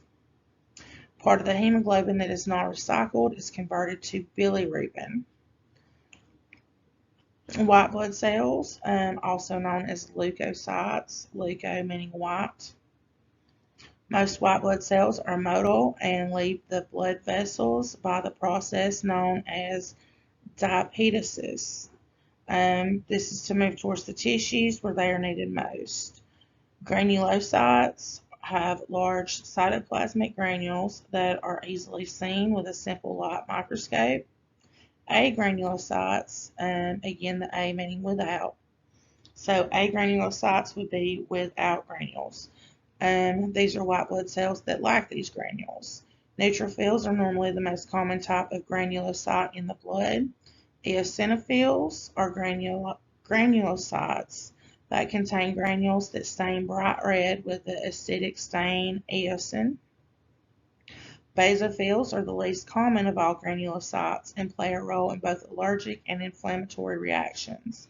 Basophils contain large amounts of histamine and heparin. Lymphocytes are the smallest of the agranulocytes. Monocytes and macrophages are among the first lines of defense in the inflammatory process. Platelets and blood clotting. Platelets are small cells in the blood that are necessary for the series of chemical reactions that occur to form a clot. Following injury to a blood vessel wall, a predictable series of events takes place, resulting in hemostasis. Other factors released by the tissues, known as tissue thromboplastin, activate a cascade of clotting proteins, and eventually thrombin is formed. This causes the conversion of fibrinogen to fibrin. The main steps in the fibrinolytic system are the activation of tissue plasminogen activator, or TPA, which converts plasminogen to plasmin. These are the clot busters. So you have, I was trying to see whether the words on the screen or not. Okay, so you have thrombin, which thrombo is the medical term for clot. So if you have a patient that has a DVT, they have a blood clot in their vein. Thrombolytic, which is a fibrinolytic system, the TPA, the clot buster, the stuff they administer for patients that have a stroke that's not involving a bleed. So if they have a stroke and it's because of a clot, they'll administer this TPA, and that's what's called the clot buster. Just a little behind the scenes stuff for you. All right, your blood groups. ABO and Rh blood groups. So red blood cells contain antigens on their surface. Antigens are substances that, when taken into the body, stimulate the formation of specific protective proteins called antibodies. Table 7.7 in your book classifies the ABO blood groups. These groups determine which types of blood a person can receive. So a person with type O blood is called a universal donor. A person with type AB blood is called a universal recipient. A person can have the Rh factor, which is a specific type of Rh antigen present in their blood, or not. The presence of a Rh factor must also be considered during blood administration. So this is where you get the O negatives and O positives, and the plus and the negative behind each one of these groups. That tells them if you have that Rh factor or not. If it's present, it's positive. If it's not, it's negative. All right, physiology. The pulse is created by blood pumping out of the left ventricle into major arteries. It is palpated most easily at the neck, wrist, or groin. The central pulses are the carotid artery pulse and the femoral artery pulse. Peripheral pulses include the radial, brachial, posterior tibial, and dorsalis pedis. Blood pressure is the pressure that blood exerts against artery walls. A sphygmomanometer measures high and low points of a wave. So that is that funky word that I love so much. That is the actual meter for the blood pressure cuff.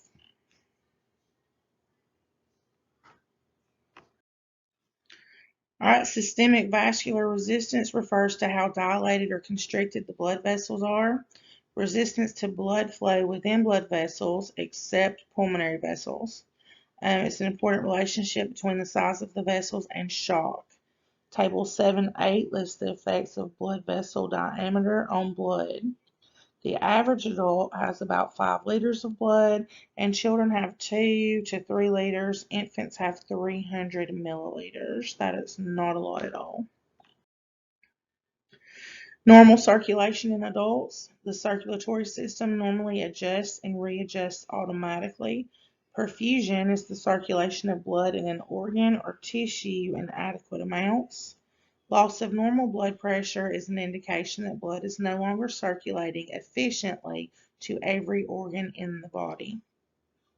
Shock is the state of inadequate circulation involving the entire body.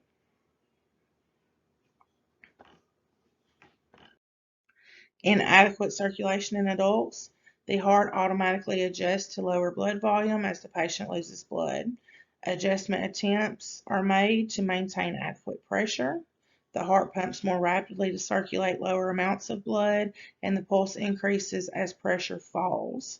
If the loss of blood is too great, the adjustment fails and the patient goes into shock. So when the body is trying to compensate, it's making all of these changes as far as your pulse increasing to maintain that blood pressure. That is compensation, okay? Once that blood pressure starts to fall, you know that your patient is decompensating.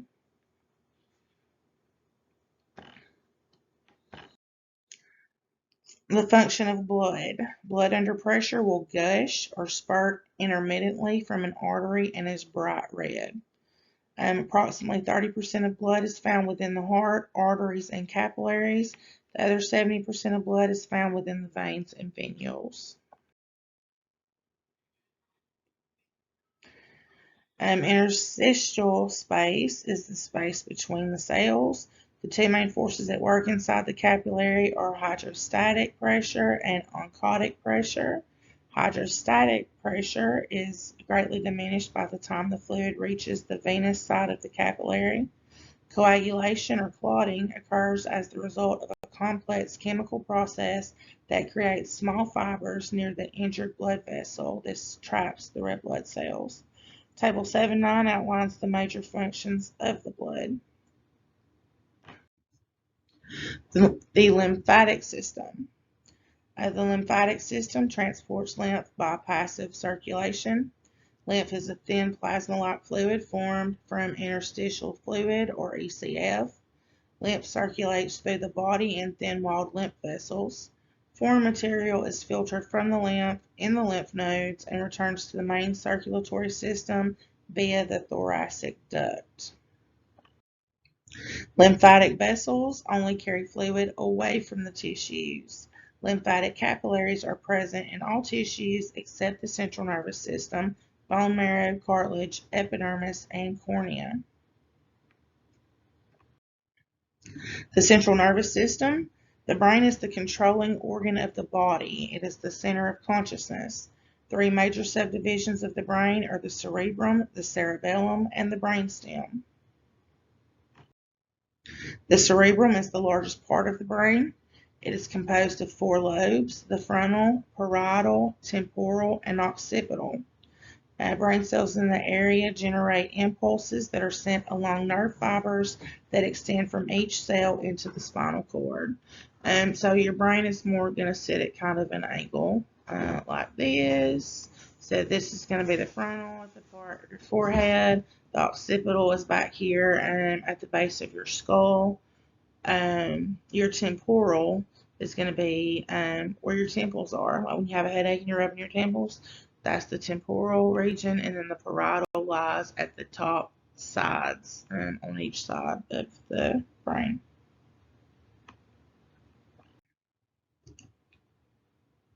The cerebellum is called the little brain. It coordinates various activities of the body, particularly body movements. The brainstem, it is the most primitive part of the central nervous system. It lies deep within the cranium, and it is the best protected part of the central nervous system. It comprises three areas: the midbrain, pons, and medulla oblongata. Reticular activating system is the midbrain part that keeps you conscious.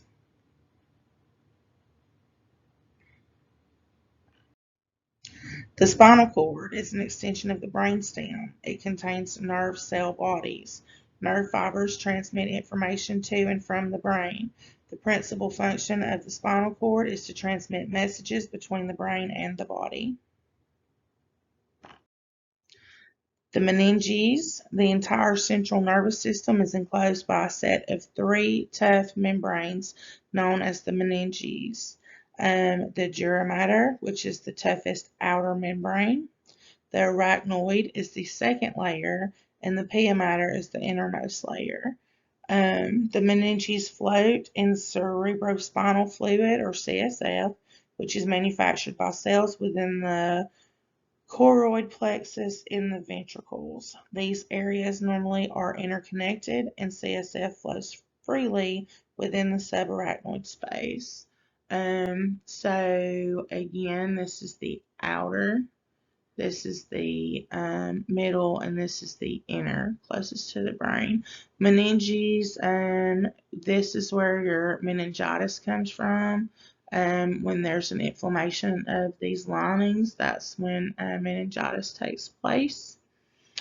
Also, you're going to become familiar with these, especially the dura and the arachnoid, subdural hematomas, subarachnoid hematomas, and those are collections of blood below these layers. Those are your brain bleeds. Diencephalon is located between the brainstem and the cerebrum. It includes the thalamus, the subthalamus, hypothalamus, and epithalamus. The thalamus processes most sensory input and influences mood and general body movements. The hypothalamus is vital in the control of many body functions.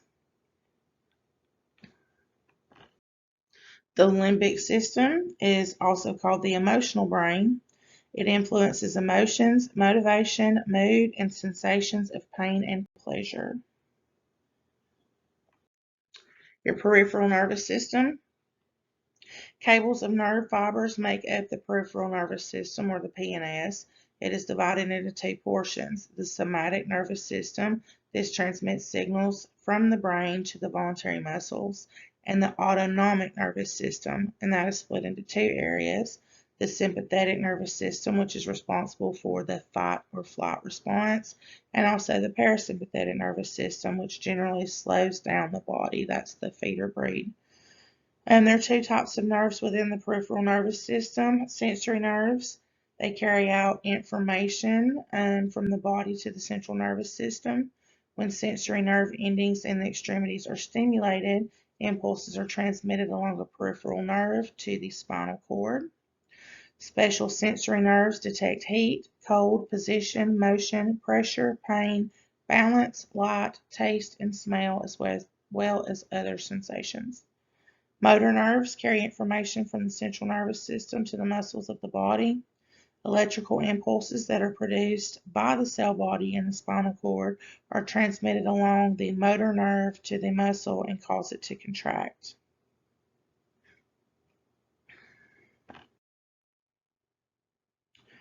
Your spinal reflexes. Short fibers connect the sensory nerves with the motor nerves to create direct connections bypassing the brain. These cells are where spinal reflexes occur. An irritating stimulus to the sensory nerve will be transmitted from the sensory nerve along the connecting nerve directly to the motor nerve. Your cranial nerves. There are 12 pairs of cranial nerves that arise from the base of the brain. Each nerve passes from the brain through a foramen in the skull to reach its endpoints. In order, 1 through 12, you have the olfactory nerve that provides a sense of smell. That's your number 1. Number 2 is the optic nerve, provides a sense of vision. 3 is the oculomotor nerve. It innervates the muscles that cause motion of the eyeballs and upper lid. 4 is the trochlear nerve. It innervates the superior oblique muscle of the eyeball. 5 is trigeminal. It supplies sensation to the scalp, forehead, face, and lower jaw via 3 branches, the ophthalmic, maxillary, and mandibular divisions. The abducens nerve, as number 6, supplies the lateral rectus muscle of the eyeball for lateral movement. 7 is the facial nerve, supplies motor activity to all muscles of the facial expression, and sense of taste to the anterior 2/3 of the tongue, and cutaneous sensation to the external ear, tongue, and palate. 8 is vestibulocochlear. It passes through the internal auditory meatus and provides the sense of hearing and balance. 9 is glossopharyngeal, supplies the motor fibers to the pharyngeal muscles. 10 is the vagus. It provides motor function to the soft palate, pharynx, and larynx, or your voice. 11 is spinal accessory. Provides motor innervation to the muscles of the soft palate and the pharynx and controls swallowing, speech, and head and shoulder movements. And number 12 is the hypoglossal nerve. Provides motor function to the muscles of the tongue and the throat. Those are written 1 through 12 in Roman numerals. And everybody should have gotten the text for the little trick from Jenny on how to remember the order of those. If you did not get it and you want it, let us know. We'll make sure you get it. The peripheral nervous system also has dermatomes. A dermatome is an area of the skin that corresponds to certain spinal nerves.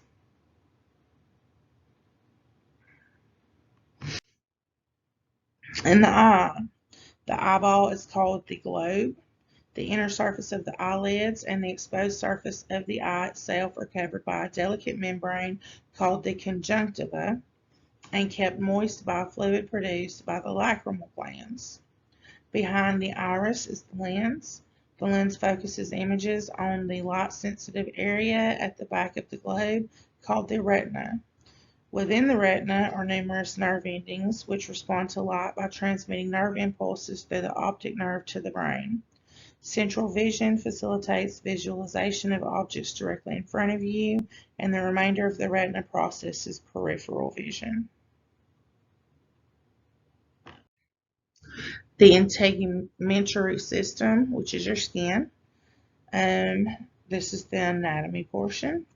The integumentary system is the largest system in the human body. It serves as the interface between the body and the outside world. Human skin is a complex organ that plays a crucial role in maintaining the constancy of the internal environment. The skin is divided into two parts. The epidermis, which is superficial, is composed of several layers of cells, the body's first line of defense.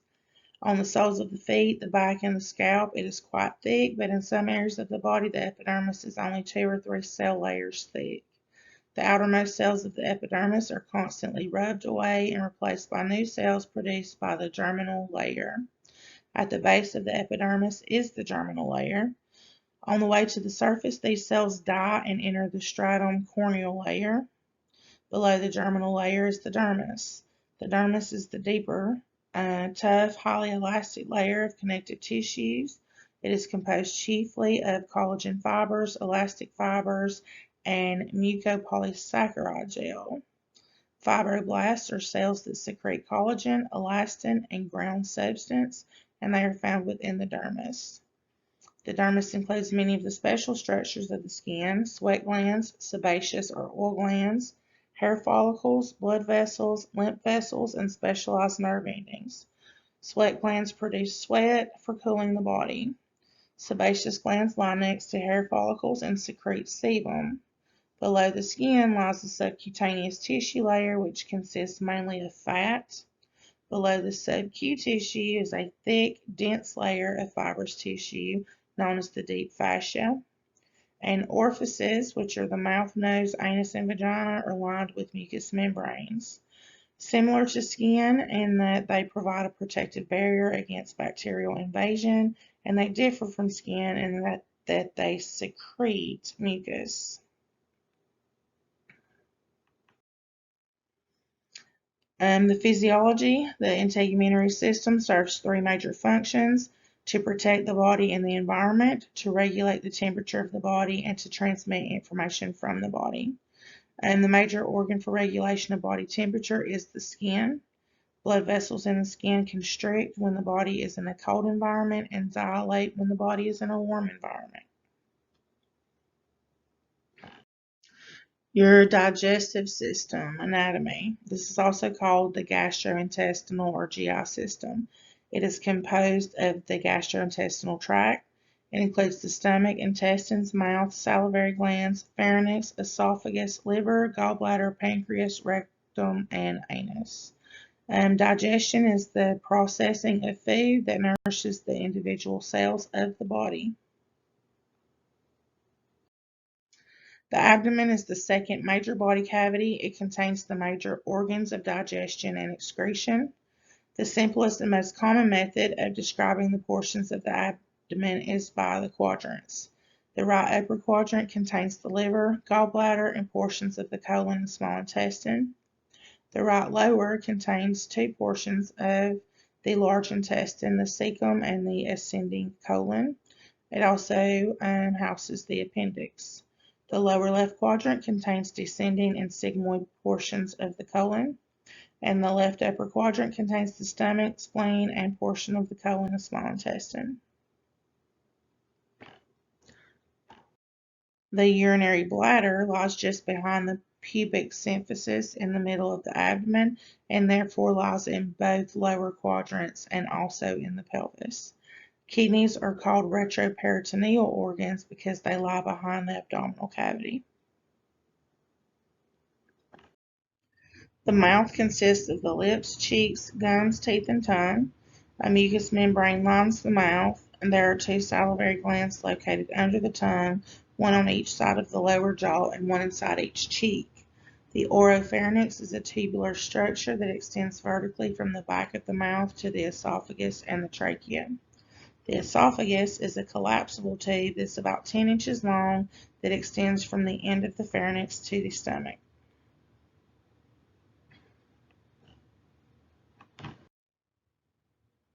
The stomach is a hollow organ located in the left upper quadrant of the abdominal cavity. It is largely protected by the lower left ribs. Muscular contractions in the wall of the stomach and gastric juice convert ingested food to a thoroughly mixed semi-solid mass called chyme. The stomach receives food in large quantities intermittently and stores it. It provides for its movement into the small bowel in regular small amounts.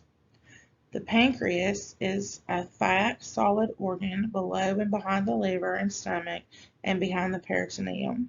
It contains two kinds of glands: exocrine glands that secrete pancreatic juice containing enzymes that aid in the digestion of fat, starch, and protein, and endocrine glands that are the islets of Langerhans, where insulin is produced. Insulin regulates the amount of glucose in the blood.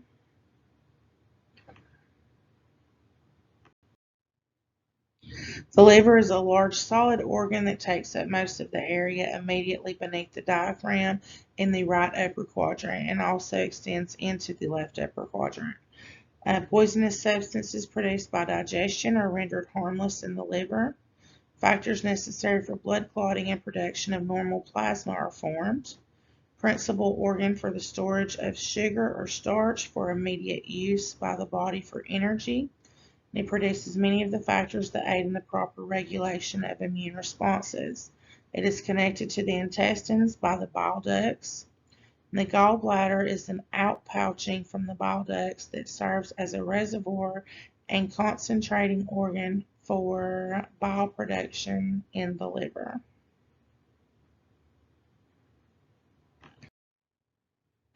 Your small intestines are a major hollow organ of the abdomen, composed of the duodenum, the jejunum, and the ileum.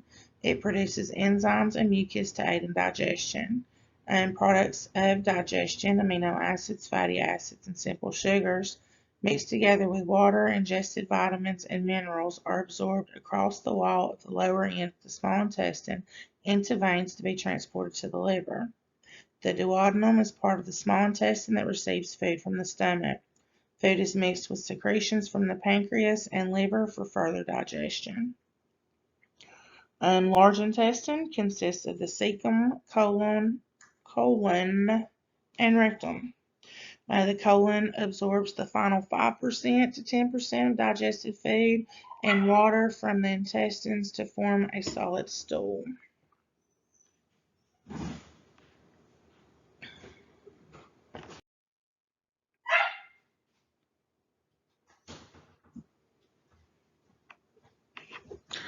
The appendix is a tube that is 3 to 4 inches long that opens into the cecum in the right lower quadrant of the abdomen. It may easily become obstructed and as a result inflamed and infected. The rectum is the lowermost end of the colon. It is a large hollow organ that stores quantities of feces until expelled. The terminal end is the anus, which is a 2-inch canal lined with skin. The rectum and anus are supplied with a complex series of circular muscles called sphincters that control the escape of liquids, gases, and solids.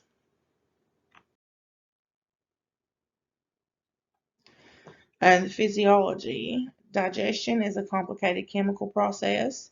Different secretions, primarily enzymes, are added to food by salivary glands, stomach, liver, pancreas, and small intestine.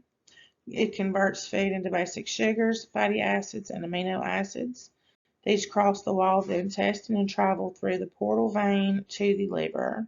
And the liver further processes these products and stores or transports them to the heart. The heart then pumps the blood with these nutrients throughout the body and nourishes cells.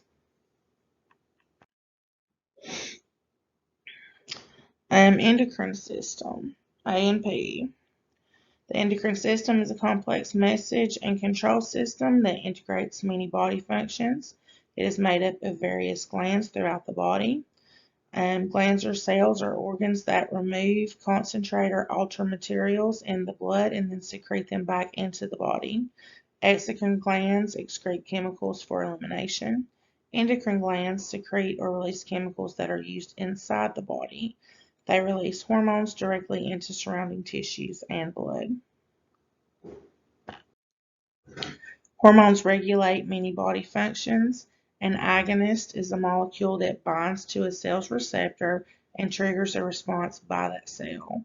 An antagonist is a molecule that binds to a cell's receptor and blocks the actions of an agonist.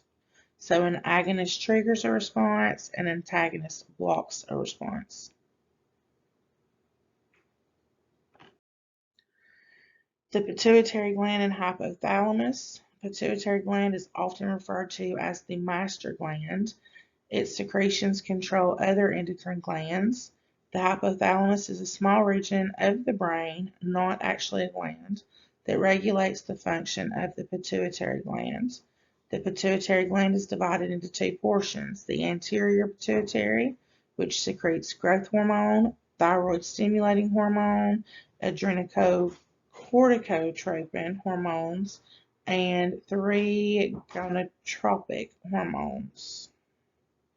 Posterior pituitary secretes ADH and oxytocin. During times of stress, the hypothalamus secretes a hormone that stimulates the anterior pituitary to release adrenocorticotropic hormones, or ACTH. ACTH targets the adrenal cortex and causes it to secrete cortisol.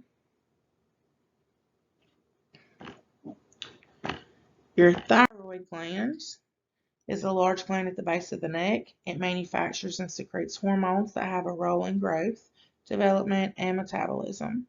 It secretes calcitonin, which helps maintain normal calcium levels in the blood. Your parathyroid glands, they are embedded in the posterior portion of each lobe of the thyroid and produce and secrete parathyroid hormones. Right, your pancreas is an organ of both the endocrine and digestive systems.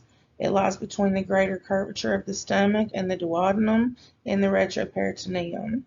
Within each islet of Langerhans are alpha cells that secrete glucagon, beta cells that secrete insulin, and delta cells that secrete somatostatin. I learned how to say that. Insulin causes substances such as sugar, fatty acids, or amino acids to be taken up and metabolized by cells and stimulates the storage of unmetabolized food and conversion of glucose into glycogen. Somatostatin is responsible for the inhibition of insulin and glucagon secretions. Glucagon stimulates the breakdown of glycogen to glucose by glycogenolysis. Glucagon stimulates both the liver and the kidneys to produce glucose from non-carbohydrate molecules by a process known as gluconeogenesis. This has been a long night, y'all. Your adrenal glands are located on top of each kidney. They manufacture and secrete certain sex hormones and hormones that are vital in maintaining the body's water and salt balance. The inner portion of the adrenal glands, or the medulla, produces adrenaline and norepinephrine. Adrenaline is also known as epinephrine. Hormones that are known as catecholamines. The adrenal cortex produces hormones called corticosteroids. These regulate the body's metabolism, balance of salt and water, immune system, and sexual function.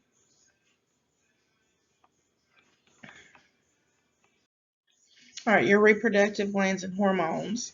Gonads are the reproductive glands. They are ovaries in women and testes in men. Testosterone is the major androgen manufactured by the testes and is responsible for development of male secondary sex characteristics such as a deep voice and facial hair. The three major female hormones are estrogen, progesterone, and human chorionic gonadotropin, or HCG. Ovaries produce estrogen and progesterone. Estrogen functions in the menstrual cycle development of secondary sex characteristics. Progesterone prepares the uterus for implantation of a fertilized egg. The pineal gland is an endocrine gland that lies deep in the brain and produces melatonin, which has a role in maintaining the circadian rhythm and regulating reproductive hormones. The circadian rhythm is our natural cycle of sleep and wake.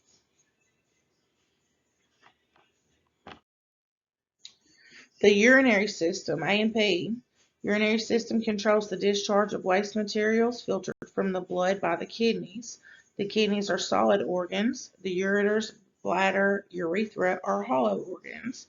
The main functions of the urinary system are to control fluid balance in the body, to filter and eliminate waste, and to control the pH balance. The kidneys rid the body of toxic waste products and control its balance of water and salt. Waste products and water are constantly filtered from the blood to form urine. Kidneys concentrate urine by reabsorbing the water. Urine passes into renal pelvis. The ureters are small hollow muscular tubes connecting the kidneys and the bladder. Peristalsis is a wave-like contraction of smooth muscle which moves urine to the bladder. The urinary bladder is located immediately behind the pubic symphysis in the pelvic cavity and is composed of smooth muscle with a specialized lining membrane. The bladder empties into the outside of the body through the urethra. In males, the urethra passes from the anterior base of the bladder through the penis. In females, the urethra opens in front of the vagina.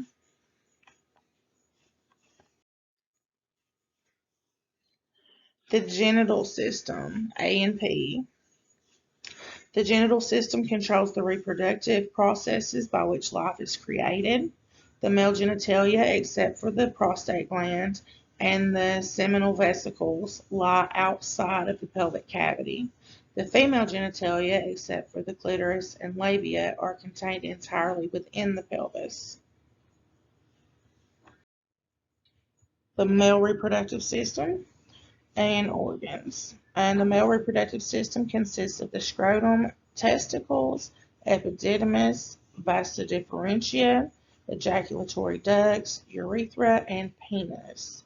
The testicles produce male hormones and sperm. During ejaculation, the sperm are carried through the vasa differentia or vas deferens to the urethra, then deposited into the penis.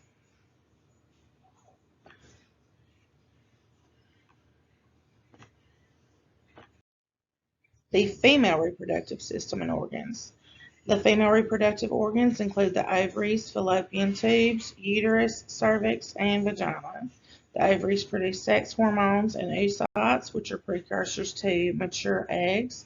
Oocytes undergo a mature process called oogenesis, resulting in production of an ovum or a mature egg cell.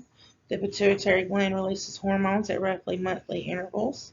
Follicle-stimulating hormone and luteinizing hormone stimulate one oocyte to undergo cell division that results in the formation of a mature ovum. The mature ovum is released into one of the fallopian tubes during ovulation and is ready for fertilization by sperm.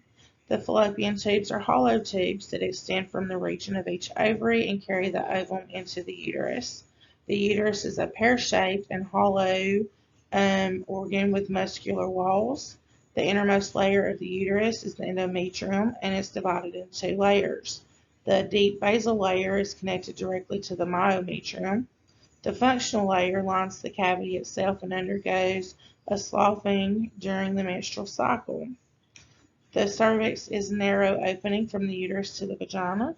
The vagina, or the actual birth canal, is a muscular, distensible tube that connects the uterus to the vulva. The area between the urethral opening and the anus is the perineum. This includes skin, external genitalia, and underlying tissues. The female external genitalia are referred to as the vulva. The pair of skin folds, which is the labia minora, borders the space into which the vagina and the urethra open. The clitoris is located in the anterior margin of the vestibule. The labia minora unite over the clitoris, forming the prepuce. The labia majora are two prominent rounded folds of the skin lateral to the labia minora. These structures unite anteriorly over the pubic symphysis at the mons pubis.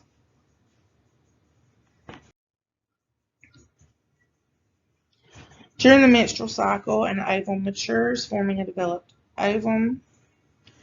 At ovulation, the ovum ruptures through the surface of the ovary. If fertilization occurs, a fertilized egg proceeds through the fallopian tube to implant in the uterus. If fertilization does not occur, a series of hormonal changes cause the remnants of the ovum, or the corpus luteum, to be shed along with the uterine lining. The vagina channels the menstrual flow from the uterus out of the body. During each menstrual cycle, lining of the uterus thickens in preparation for pregnancy. If pregnancy does not occur, this functional layer is shed during menstruation. The vagina receives the penis during sexual intercourse, and semen is deposited into it. Sperm and the semen may pass into the uterus and fertilize an egg, causing pregnancy. And the breasts contain mammary glands, or the organs of milk production, otherwise known as lactation. The life support chain. The body's cells, tissues, and organs all require oxygen, nutrients, and the removal of waste to perform their job. Oxygen is brought to the cells through the respiratory and circulatory systems. Nutrients are made available to the body after we eat. Digestive system takes the food we eat and breaks it down into glucose, among other things. Circulatory system is the carrier of these supplies and waste through the process of perfusion. In anaerobic metabolism, without oxygen, very limited amounts of energy are able to be released, so the body must quickly correct the oxygen deficiency or risk cellular death. It's an important byproduct of anaerobic metabolism, that is lactic acid. Lactic acid is converted back to a useful energy source after oxygen is available. Anaerobic metabolism can be supported in most cells for only 1 to 3 minutes. All right, y'all, that is chapter 7. Study hard, use Quizlet, read your book, and be ready for the test Tuesday. If you have any questions, let me know.